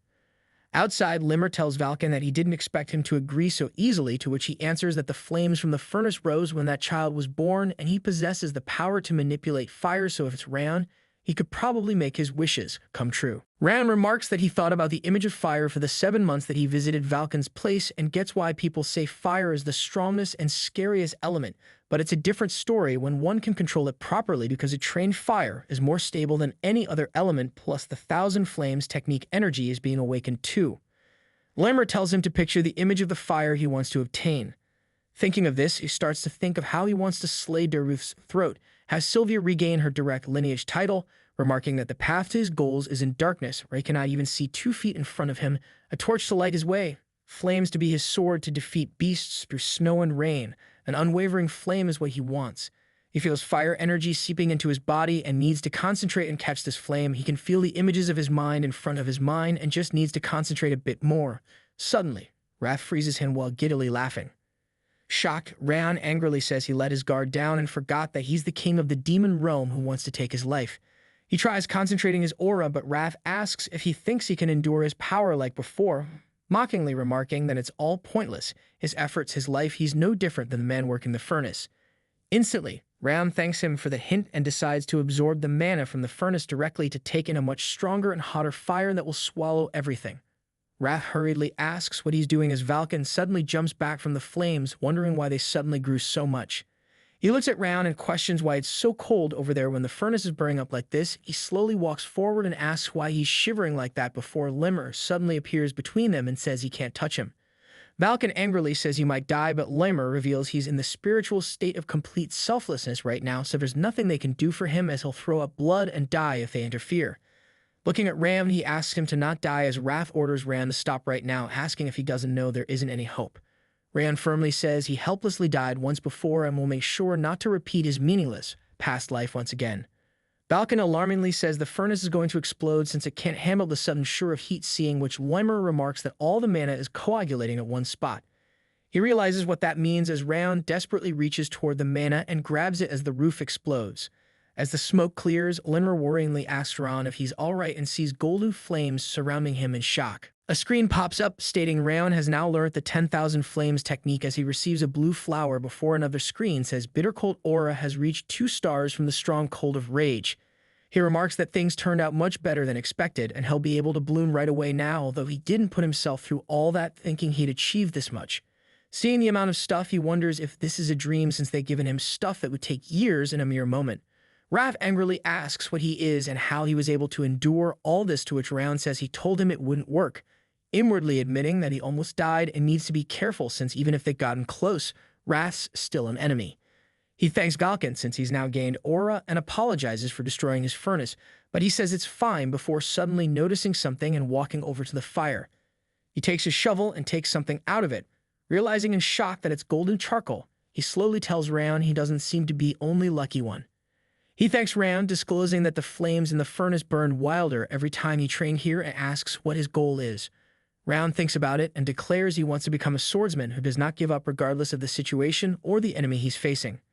Valken remarks that he didn't expect to hear that and tells him to come find him when he has a determined mind and has possessed a sword in 3 to 5 years because he'll save the charcoal for the day. Surprised, Raon remarks that he'd heard Valken had retired, to which he answers that people tend to go back on their word and tells Raon to not die. Watching the two from above, Linra remarks that he's really talented in making people worry for him and asks the Patriarch if that isn't right, cheerily saying he must be relieved now since he came here every day out of worry for Raon. The Patriarch Glenn says he didn't come here out of worry, but Linra tells him the aura's quantity and purity are insane and he's already stabilized it, so he's very talented. Glenn says that's not it because he turned his hardships into advantages. Meanwhile, in the 5th training hall, Runan wonders when Raon is coming back and thinks of what the others gossiped about him, remarking that she wants to help him because Mom told her that she should give back to those who help her. She suddenly encounters Raon, who's silently bickering with Wrath, entering and opens her box of ice cream, telling him to cheer up. Upon taking one, he thanks her for it as she realizes in surprise that the cool air and scent turned much stronger and pleasant. As Raon eats the ice cream, Wrath happily exclaims it's just as good as the first time and tells him to eat the other 2 right now as well, but Raon inwardly orders him to calm down since she's sharing something she likes too. He thanks her for the ice cream and she asks if he feels better now, which he agrees to, so she smiles and walks away, seeing which he appreciatively says she's a mysterious kid. Standing in front of the students, Limmer announces that he's got something special planned for next month and that they should move to energy cores now since they've all mastered the basic techniques. The others seem to be confused by this, so he clarifies that they'll be proceeding with duels in a month that will affect their graduation status. He's telling them to prepare thoroughly before Martha raises her hand and asks about the ones that are falling behind and haven't created an aura. Hearing this, the students look at Raon, but Limer cheerily says he heard that one mastered it in the end. Surprised, Martha says she almost died of boredom because of how long this was dragging and steps forward, asking Raon if he remembers what she told him about how she doesn't listen to guys weaker than her. She says she's been patient long enough and he must have struggled being in a position he's not qualified for, so she'll teach him a lesson.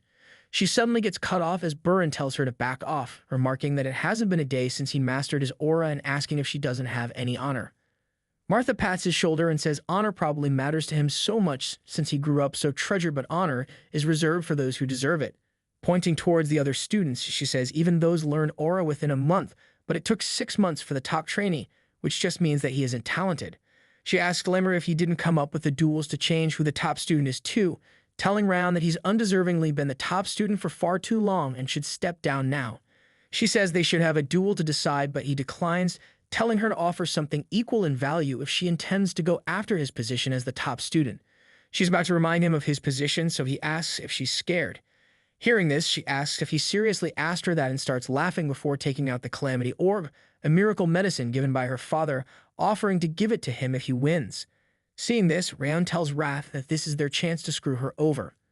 A month later, Martha gets ready, remarking that this is her chance at payback and says she needs to become stronger because there's someone she needs to save, declaring that this is Raon Sieghart's end. In front of the students, Limmer announces that watching a fight is as beneficial as participating in one, telling them to watch how the trainees react and think about what they would do in this situation. He calls Burin Sieghart and Dorian first, hearing which Dorian timidly surrenders before they even begin, claiming that he isn't feeling well and is completely serious. Seeing this, Wrath says he would have been instantly beheaded if he was his subordinate, as Limmer tells Dorian to at least try since it's no sweat if he loses, which he reluctantly agrees to. In the fight, Dorian surrenders while lying on the ground before Limmer tells Burin that he still hasn't mastered controlling his emotions since he would have been able to take him down in 5 moves if he did better. He answers that Dorian's reaction made him mad, so Limmer asks Dorian why he kept running away and tells him that he could have endured for longer if he decided to properly fight. Next up, he calls Runen and Crane and commences the duel. Crane goes for an attack, but Runen swiftly blocks it and disarms her. Limmer orders them to stop, telling Crane that she's too nervous and to be more relaxed while wielding a sword and instructing Runen to use more aura.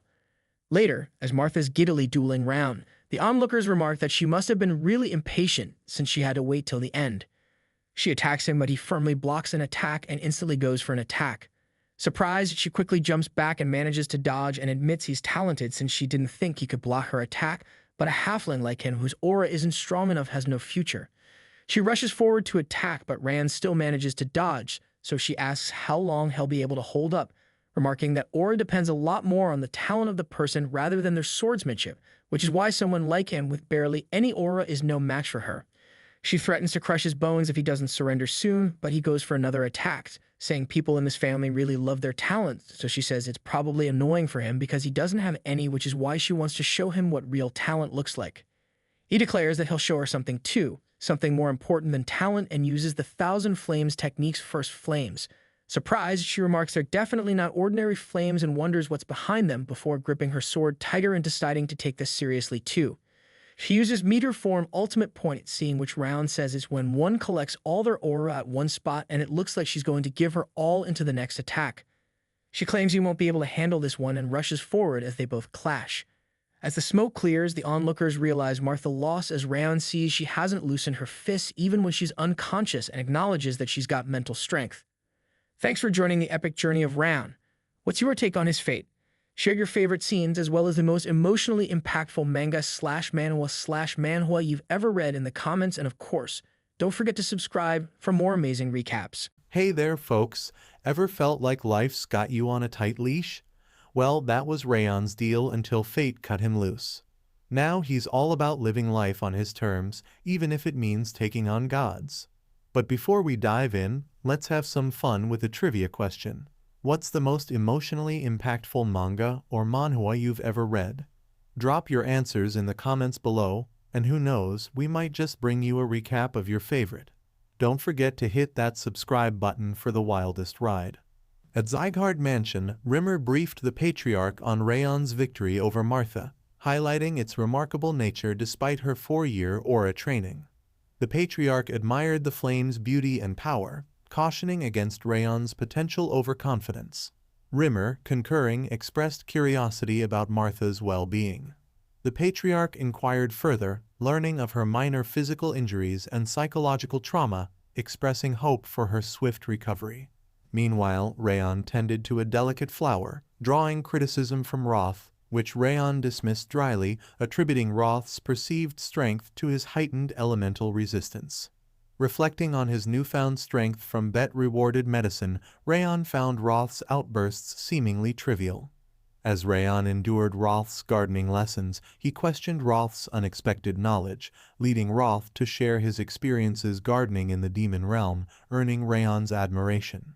However, Raon's attention soon shifted to Martha. He questioned the purpose of their interaction, hinting at her reluctance to fully accept her defeat. Martha acknowledged her loss but sought understanding. In a playful gesture, Raon requested a gift from Martha, leaving her uncertain. Martha, refraining from damaging the flowers, was surprised to learn that Raon enjoyed gardening, especially for his mother. Shocked, Martha declared her departure, leaving Raon bewildered. Sylvia Sieghart, Raon's mother, appeared curious about Raon's whereabouts and assumed Martha was his new friend, warmly greeting her. However, Raon corrected his mother, downplaying Martha's significance. Despite Raon's dismissal, Sylvia approached Martha, inquiring about her well-being after the duel. Martha reassured Sylvia, prompting genuine relief. Sylvia praised Martha's talent and beauty, expressing admiration, and insisted she stay for dinner, serving a meal preferred by Raon. As they sat at the table, Sylvia asked about Martha's age and training challenges, offering motherly advice to chew thoroughly, triggering memories for Martha of her own mother's similar advice. Expressing gratitude for the excellent meal, Martha reciprocated appreciation, and Sylvia asked her to be kind to Raon. Meanwhile, Raon sought an explanation for Martha's behavior from Roth, convinced she came to challenge him. Roth playfully speculated on Martha consuming something disagreeable. Leaving Sylvia's home, Martha wondered if Raon found her eccentric, yet Sylvia's gaze reminded her of her own mother. Despite differences, Martha felt a strong emotional connection and vowed never to lose until she found her kidnapped mother, a promise made after being adopted by Daniel. Losing to Raon troubled her, fearing it jeopardized her place in the Sieghart family. The thought of her seemingly gentle father acting filled her with dread, potentially shattering her hope. Upon arriving home, her butler delivered a letter from Daniel written after her duel with Raon. Surprised, she exclaimed, "Father wrote me a letter." The letter congratulated her on her first loss, reassuring her that it didn't define her.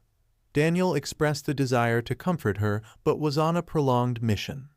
With determination, she picked up a knife symbolizing a fresh start and cut her hair, declaring, "I will become stronger."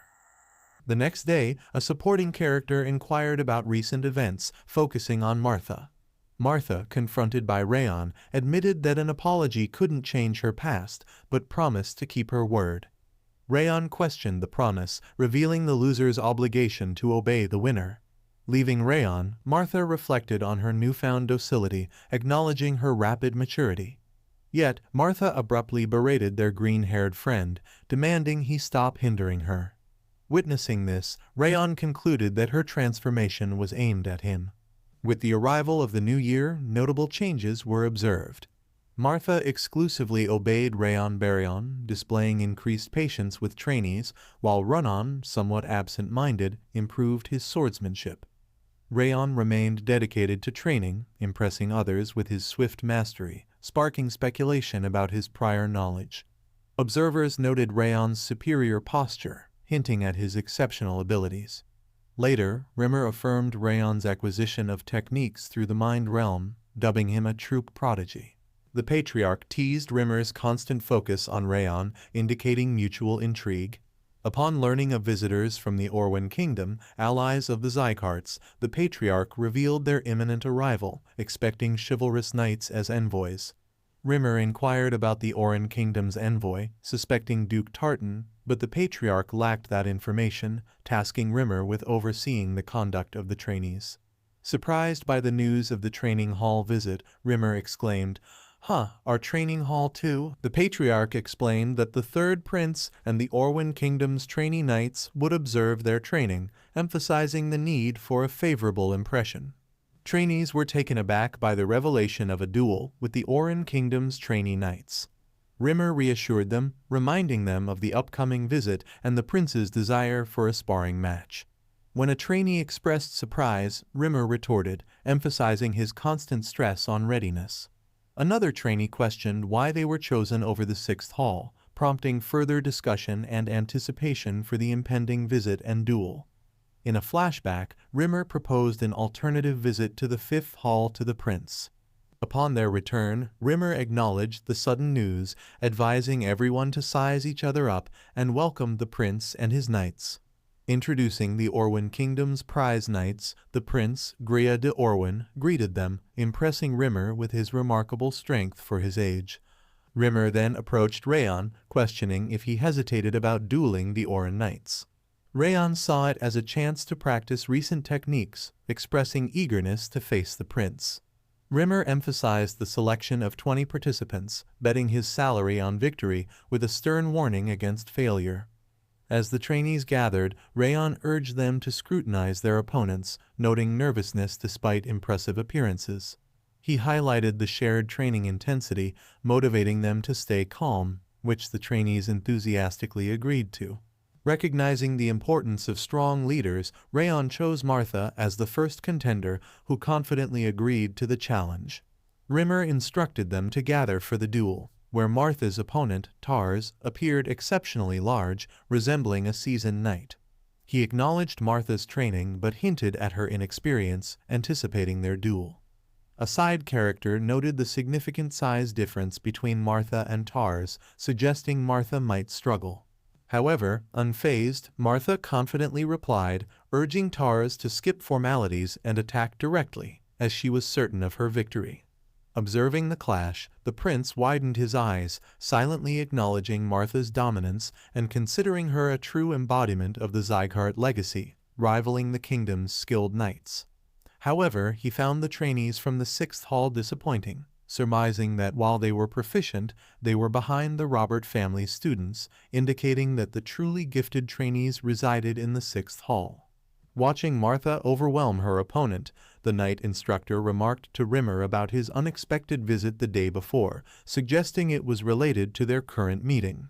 Rimmer sighed, mentioning the rare chance to spar with one of the Emperor's knights, intending it as a valuable lesson for the youngsters. Surprised, the instructor doubted Rimmer's words, coming from someone once hailed as a brilliant swordsman. Rimmer pondered, reverting to his former self, proposing a bet for the day. The instructor teasingly pointed out Leah's persistent betting tendencies and inquired about the terms of the bet. Rimmer announced a plan for 20 jewels with a reward for the winner.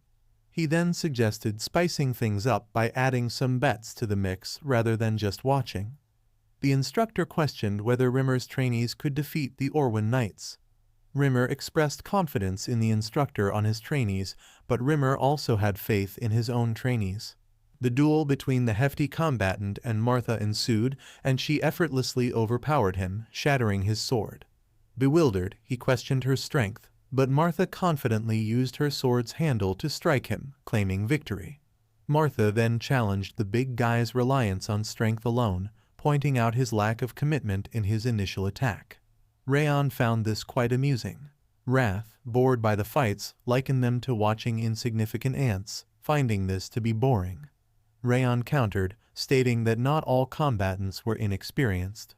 Raon remembered the fun times in the demon realm where young demons hung out. The 18th match started with Raon and Adelia going on stage. Raon told Raon it was her turn, and she just said, yeah. Raon faced a red-haired girl who knew her and teased her for not paying attention. The red-haired girl used fire powers, but Raon preferred ice, so she covered herself in ice. Their fight looked like fire versus ice, with smoke around them. In the smoke, the red-haired girl lost track of Raon. Suddenly, Raon appeared behind her, and the red-haired girl attacked, but it was just an illusion. The red-haired girl was surprised by Raon's trick and admitted defeat. She praised Raon, but Raon didn't pay much attention and went to Raon. She asked Raon if he saw the match, and he complimented her moves, acknowledging her hard work. Raon casually thanked him. Rimmer noticed the score was tied 9 wins and 9 losses. He mentioned how the intensity was increasing and suggested continuing with the 19th round. Then the attention turned to Buren and Seron's duel. They introduced themselves, and Raon privately recognized Seron's strength, considering him the second strongest among the trainees after the third prince. During their fight, both swords unexpectedly broke, surprising everyone about what would happen next. Rimmer decided to call the 19th match a tie. Brown praised Baryon for his performance, but Baryon doubted his strength, feeling that being a Sieghart should guarantee victory. Raon understood Baryon's frustration and reassured him, expressing confidence that they would win the final match and bring glory to the Sieghart name. During their second face-off, the prince hesitated briefly before removing his golden necklace, signaling determination. A blue aura surrounded him, surprising Raon and Martha. The instructor questioned the prince's choice of technique, which he confirmed confidently. Insulted, the prince called Raon foolish for not recognizing his concealed power. Raon smirked, assuring he could still win despite the prince's greater strength. They agreed to a bet proposed by Raon. Defeating the prince would boost his stats, while failure would increase his rage. As they clashed swords, a massive explosion ensued, shocking onlookers. Despite Raon's steadfastness, the prince pondered Raon's prowess. Determined, he intensified his aura. Raon anticipated the prince's attack, encouraging him to strike. Despite warnings, Raon remained composed, ready for anything. Charging up his aura, Raon silently recognized the revered parry sword technique exclusive to the successors of the Orwen kingdom. The prince intended to invest everything into his forthcoming attack, gripping his sword firmly as he unleashed the Thousand Flames technique, flames surrounded by his blazing aura. Raon's overwhelming power surprised the prince, but he remained resolute, employing his own technique and swinging his sword towards Raon with a battle cry. Their swords clashed until Raon gained the upper hand, shattering the prince's sword with resolute determination. Astounded, the prince found himself on his knees as Raon claimed victory. Observing his damaged sword, the prince remarked on Raon's advantage in speed and strength, pondering whether Raon had anticipated his adept footwork in response to his aura. "The world truly is vast," said the prince, extending his hand for a handshake. Feeling defeated, he acknowledged the unfairness of the fight, attributing Raon's advantage to reincarnation. Graciously, he handed Raon a token as a sign of his willingness to extend favors, explaining it as a gesture of gratitude and considering Raon the ideal victor. Departing, he expressed certainty in their future reunion, hoping Raon would surpass him, finding the challenge enjoyable.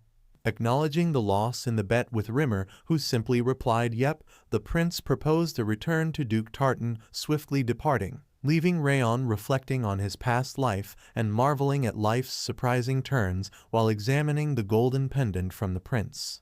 Meanwhile, at the patriarch's mansion, the patriarch listened attentively as the prince recounted the lessons learned from the duel with Raon, admitting his initial belief in his superiority. Astounded, the patriarch acknowledged the prince's revelation and requested him to convey gratitude to the king for a letter. The prince replied, "Certainly, thank you," as the sun dipped below the horizon, painting the sky with stunning hues, while the prince and his companion rode their horses homeward bound for their kingdom. "Your Highness, The duke hesitated, meeting the prince's gaze, inquiring if there was something on his mind. The duke expressed concern about the prince revealing his hidden powers and employing the parry sword technique in the duel with Raon, deeming it a tad excessive and stressing the importance of concealing his abilities.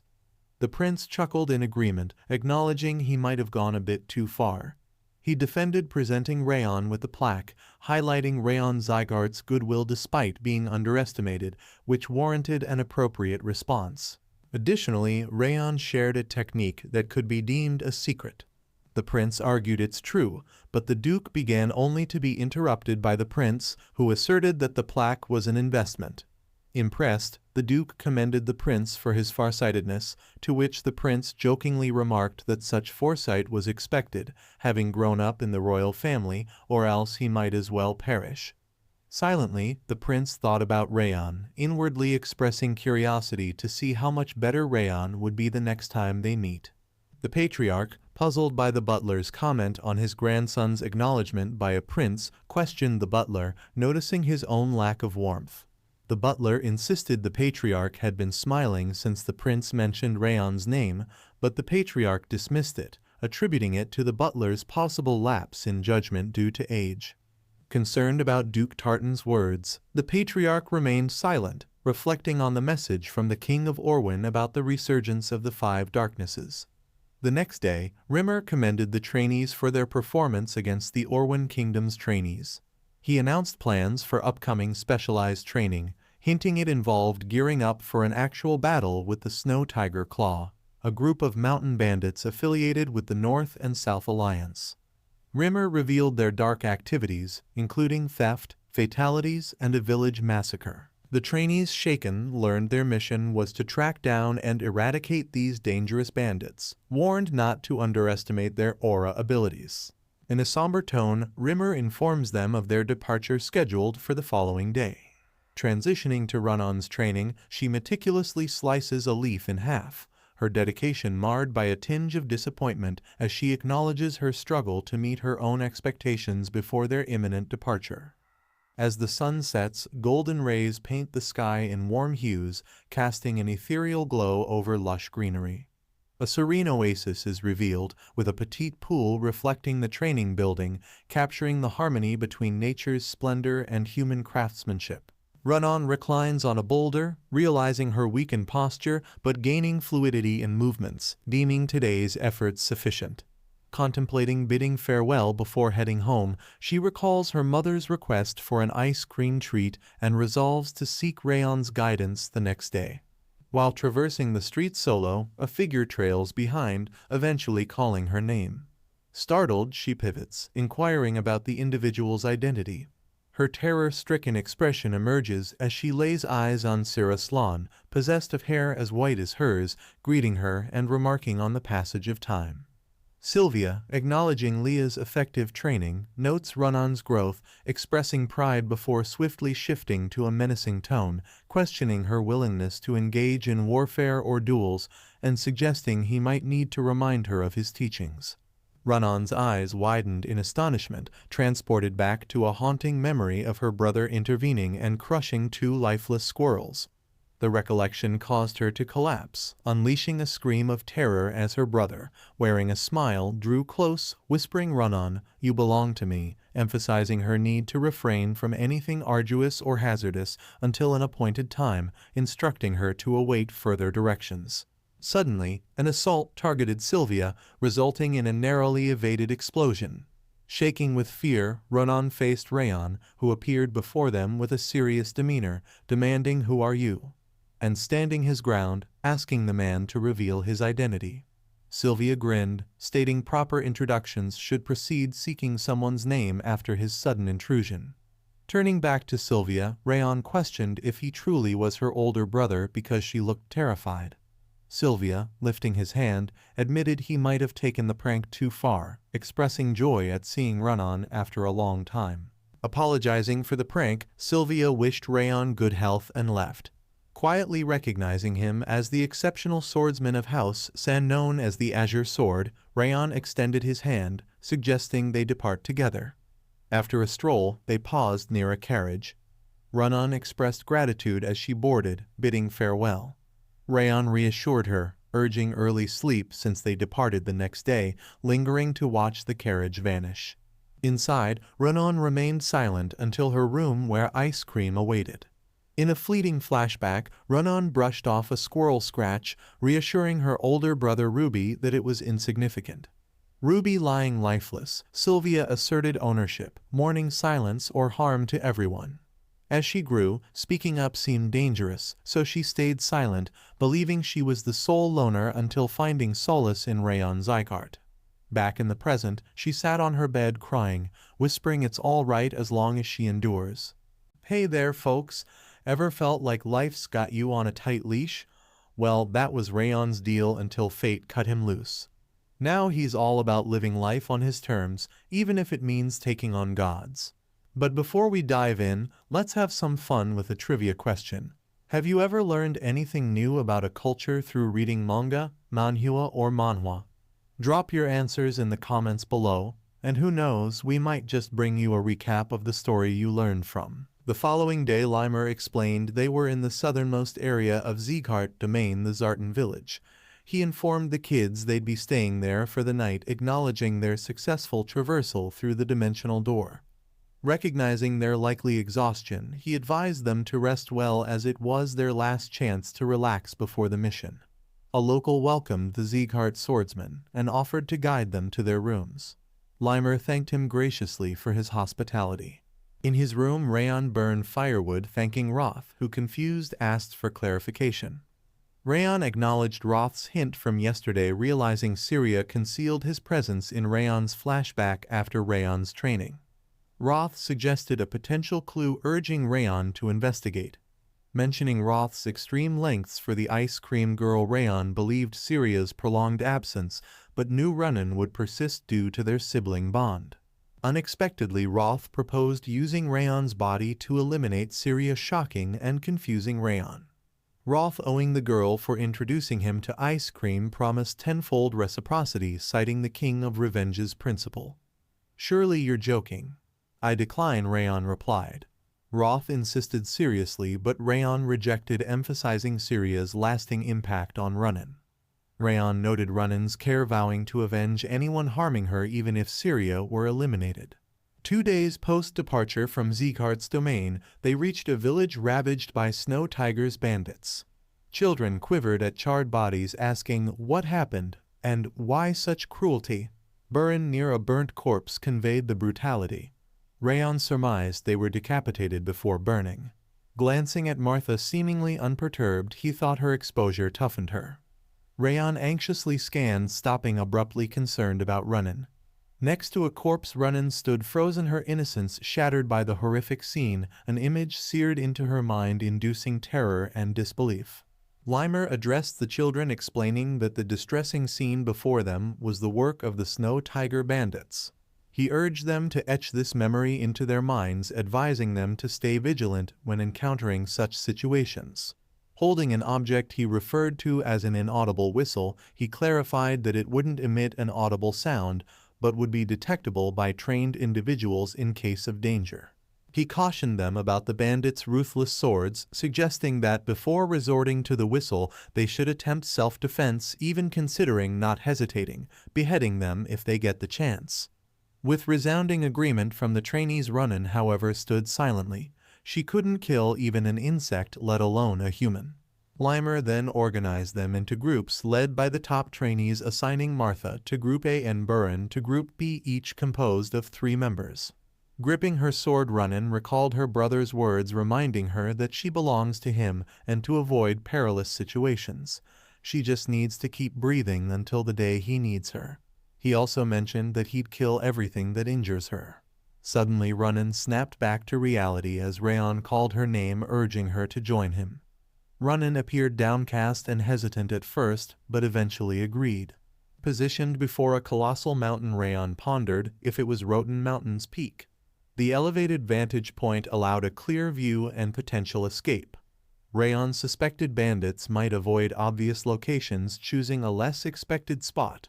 He reasoned, since it's the perfect place, they won't be in the mountain, and suggested investigating a nearby hill. They believed bandits anticipated the expectation to choose the mountain, so the visible hill seemed like their only option externally, potentially hiding an interior area. Raon called to Ronan, proposing they investigate the hill while leaving the forest for other teams. Ronan agreed, and as she moved forward, Raon glanced at her with a somber expression.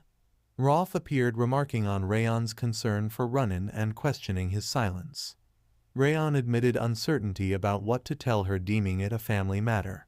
He acknowledged his unclear emotions toward his mother Sylvia and felt incapable of offering family advice.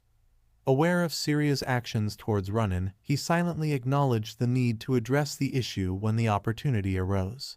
Though challenging en route to their destination, Raon internally notes the concealed forest within the hill, unseen from the outside. Its deep masking tracks, yet futile against Raon, the best assassin in his past life. He recognizes that being the best involves more than eliminating targets. It's about observation, analysis, and information gathering. Informing Ronan of the suspected Snow Tiger hideout nearby, Raon directs silent exploration. Raon spots traps, the only notable defenses besides the entrance, revealing the bandits' assumption that no one would venture this far. Observing bandits, Raon notes their underestimation of potential intruders. Spotting a tied-up child among them, he speculates him as a hostage. Recognizing low-ranking warriors, he assesses the bandit leader's sword proficiency, speculating the bulk inside. Contemplating dozens of bandits, he debates signaling a retreat, but seeing the hostages' dire state, opts for discreet rescue before dealing with the bandits silently. Prepared to act, Raon noticed Runnin's fear and tension. Calling her attention, he reassured her they could save the boy together. Soliciting her help, he instructed her to block sound upon his signal, ensuring he'd handle the rest. Hesitant, she agreed to try. A guard, feeling drowsy, mentioned his sleepiness to his companion, questioning their remaining time on duty. Suddenly halting, they spotted Runnin approaching, inquiring about her identity. Receiving no response, Runnin unleashed her aura, astonishing the guards. They marveled at her sound-blocking ability.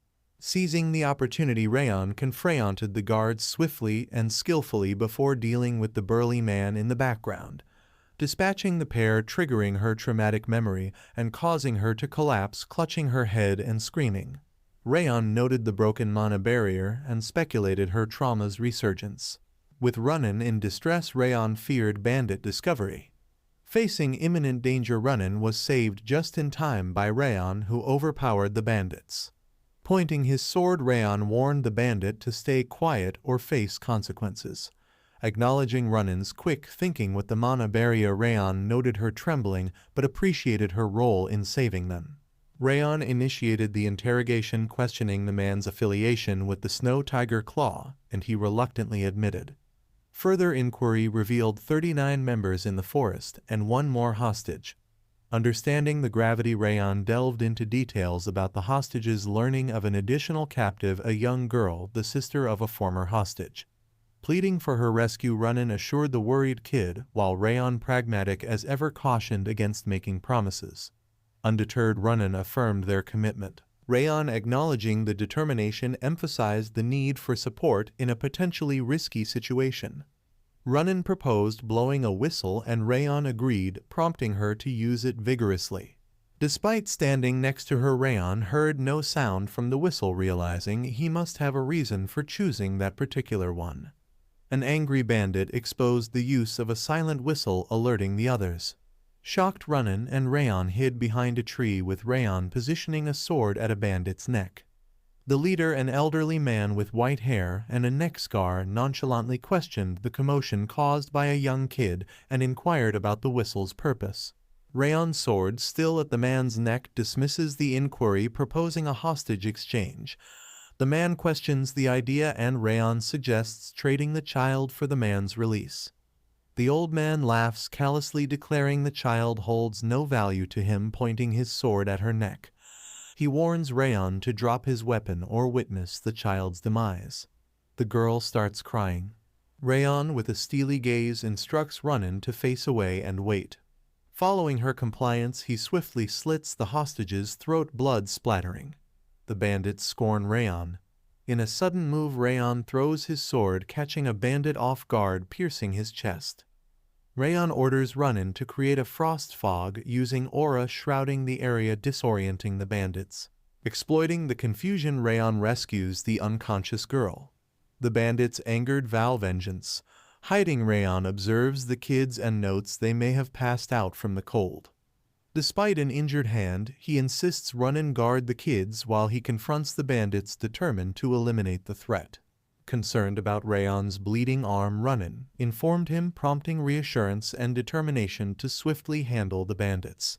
As he prepared to leave, Runnin, holding his sleeve, urged him to stay due to the danger of fighting injured. She suggested waiting for assistance, anticipating the instructor's arrival. Raon, empathetic, knelt to her, eye level, acknowledging the battlefield's frightening nature. He pointed out that paralysis by fear was even scarier than the battlefield itself. Responding promptly, he stated that the bandits' egregious acts couldn't be ignored, emphasizing the duty of Sieghart swordsmen to protect against such atrocities. Despite uncertainties about her brother's actions, Raon warned Ronan against succumbing to fear, urging her to resist its influence. With a final affirmation of her power to protect herself and her loved ones, he handed her something symbolizing her choices from that point forward. As he headed towards the bandit's lair, he reassured her that she no longer needed to linger in the shadows. Reflecting on Raon's words and recalling her brother, Ronan stayed silent, internally yearning for change and liberation from the past's constraints. Determined to safeguard what mattered, she committed to stepping out of the shadows and embracing the light. The figurine Raon gave her, resembling her old pet squirrel Ruby, held sentimental value, signifying a meaningful gesture. Raon re-entered the bandit's lair, displaying ruthless efficiency by dispatching 3 adversaries with a single slash each. Amidst the chaos, infuriated bandits cursed and attempted to eliminate the young threat, only to face swift demise as Raon skillfully countered every move. The old man, bewildered by their inability to halt a mere child, shouted in frustration.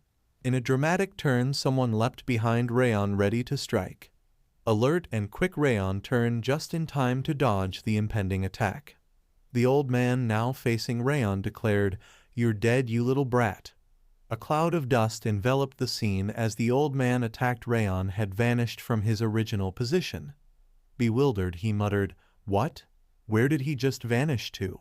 Unaware, the old man faced Raon, who questioned his cowardly tactics and swiftly decapitated him.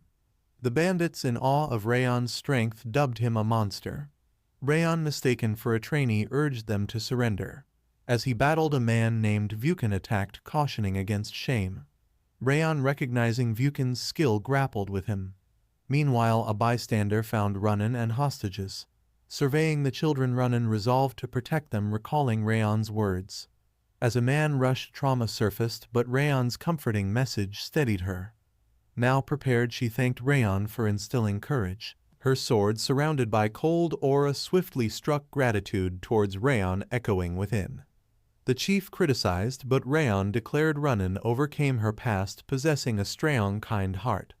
Raon portrayed her as a swordsman who conquered trials' flames, emphasizing her strength. Raon unleashed the 1,000 Flames technique, swiftly defeating the chief with first flame's flower fall. After checking for traps, he found a miracle herb, pondering its connection to a village massacre. Interrupted, Raon and Ronan faced a red-haired man. Noticing the flower, he asked if they killed all the bandits. Revealing himself as Roar, the eternal bandit chief, he acknowledged Raon's boldness. Raon questioned Roar's alliance, and Roar confirmed, introducing himself. Raon, nervous, recalled Roar as a genius swordsman who rose to chief in a decade, acknowledging his true skills. Roar discerned that these kids hailed from a renowned family, a direct lineage of the Zots. Observing the absence of engravings on Raon and Ronan's swords, he concluded that they must be trainees. Unsure of what to do, Raon uttered, "What should I do?" He casually proposed, "Should I kill you?" Roar unleashed a formidable aura, signaling hostility. Raon, an ex-assassin, drew his sword, but knew a head-on fight was futile. Raon unexpectedly offered Roar his sword, stating the weak should die to the strong. Roar, puzzled, lost interest in fighting Raon, recognizing Raon's character. Despite Roar's hesitation, Raon asserted that a martial artist doesn't choose where to die, perplexing Roar. Mentioning the vicious wind, watching Roar jumped away, expressing it would have been fun if Raon joined the alliance. Standing on a peak, Roar asked for Raon's name, expressing curiosity, and vanished after learning it. Raon, checking on Ronan, suggests leaving. Ronan, pondering her fight, asks if she was good. Confused but smiling, Raon assures her she was the best, concluding his first mission. After a while, Raon returned and met the other trainees, proudly carrying the head of the Snow Tiger Claw Bandit chief. Martha and Buan were upset at losing to him again, and other students were a bit disappointed. Limer comforted them and offered advice, which turned into a storytelling session about his own successful first mission. The headmaster was pleased with Raon's performance, and Roth couldn't resist bragging about his own battle, much to Raon's chagrin. Listening to their chatter almost made Raon feel like his ears were bleeding. The rescued children, now orphaned, were taken in by the Sieghart family, the family of Ronan.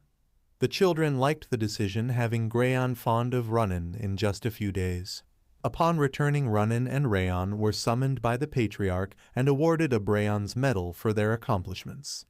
Raon was surprised by the praise, and the Patriarch gave Raon the two-tone flower, calling it Raon's lute.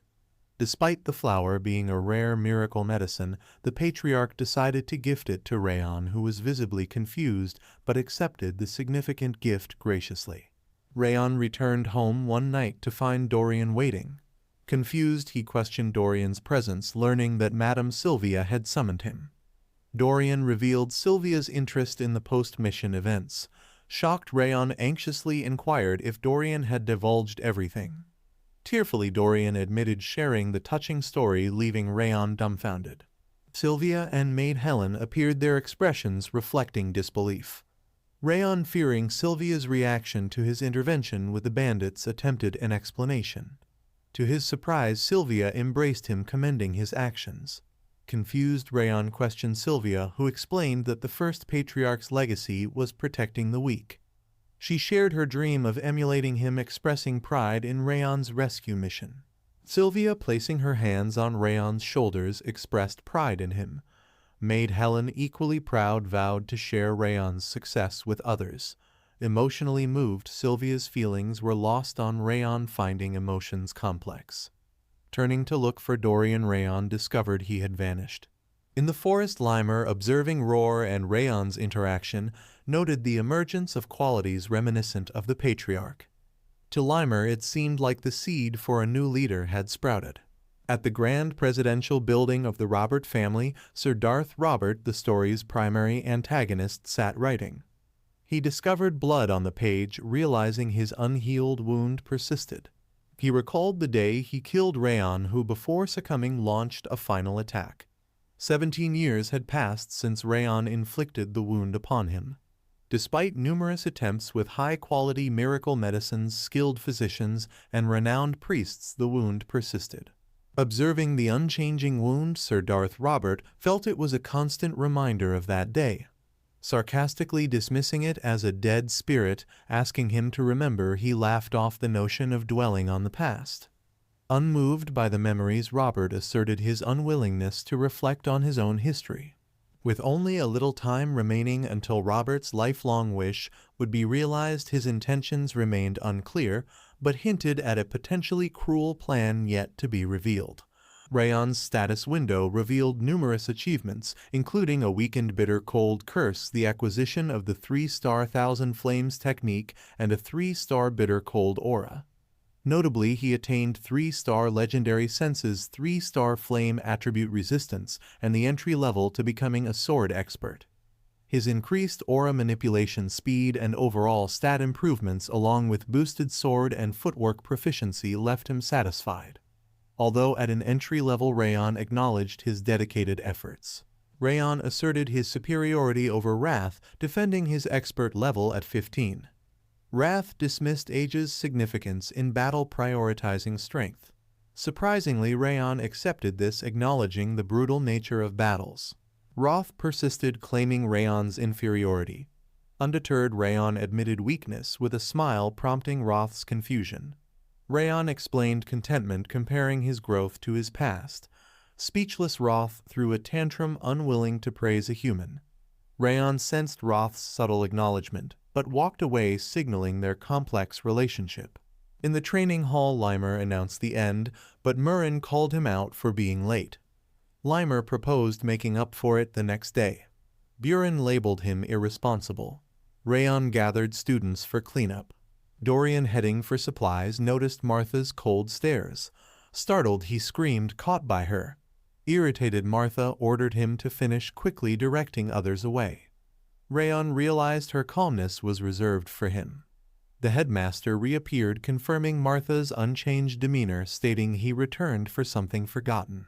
The headmaster surprised the students with a forgotten announcement of another mission, causing confusion. Raon reflected on the 6 months since the first mission. The second mission involved orc invasions in the southern Sieghart territory, requiring students to eliminate the threat and protect villagers. Excitement filled the air, eager to showcase skills in an actual orc raid. Limer dampened spirits, calling them newbies, until the headmaster clarified that instructors wouldn't accompany them, emphasizing teamwork. Buren raised concerns about handling difficult situations, and Limer stressed the importance of leaders assessing situations accurately. Dorian inquired about consequences for running away, learning strategic retreats had exceptions like escaping one of the 5 demons. Limer dropped a bombshell announcing the mission in 2 days. Shocked students grappled with the sudden need for quick preparation. The students, taken aback by the limited time for their mission, felt urgency and anxiety with only 1 day to prepare. Lima elucidated the intricacies of preparing for a monster attack, emphasizing potential consequences for the village and urging caution. Buren suggested better preparation with an earlier warning, but Raon intervened, reminding them of Lima's advice to focus on readiness. Raon pointed out worrying would diminish their preparation time. Inspired, one student admitted Raon was right, and another agreed waiting for the perfect moment might not guarantee success. They decided to take action. Limer detailed the toughness of orcs, emphasizing their aggression and superior strength.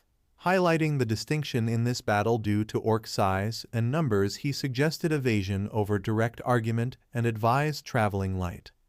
The meeting was set for dawn in 2 days, concluding the briefing with assurance they had all the necessary information for now.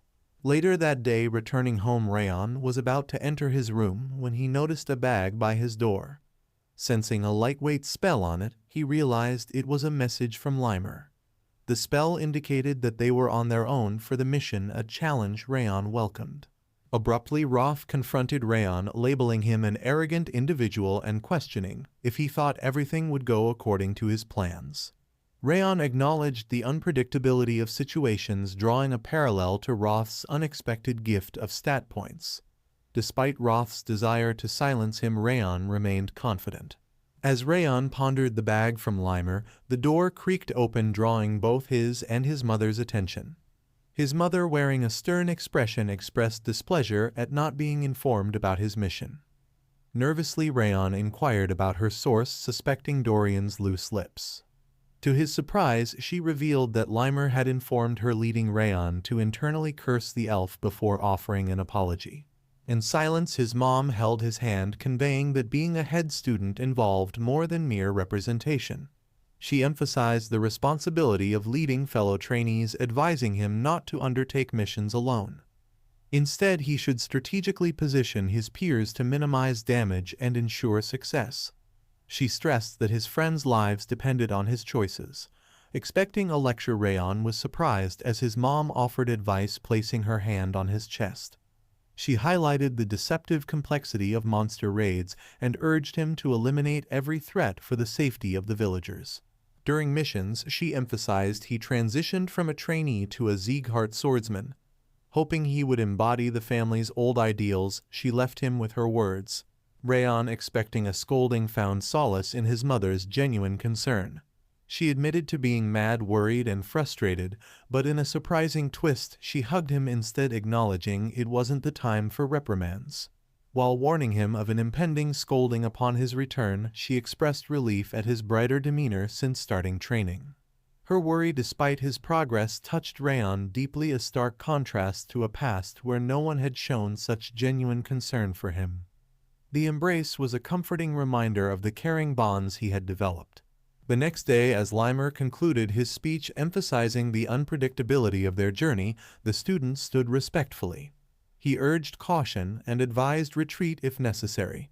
Responding with a unified "Yes, sir," the students acknowledged his directive. Limer bid them farewell, mentioning the shortened travel time due to the road they had built. Raon took charge, organizing them into formation with 4 rows, emphasizing the importance of their established buddy system. Limer watched with pride, confident in Raon's abilities, not just in combat and but also in strategic thinking. Despite the instructor's suggestion to follow the students immediately, Limer insisted on a delay, citing Raon's sharp senses. He decided to catch a quick nap before departure, dismissing concerns about delaying. The focus, he asserted, should be on the orcs, not the students.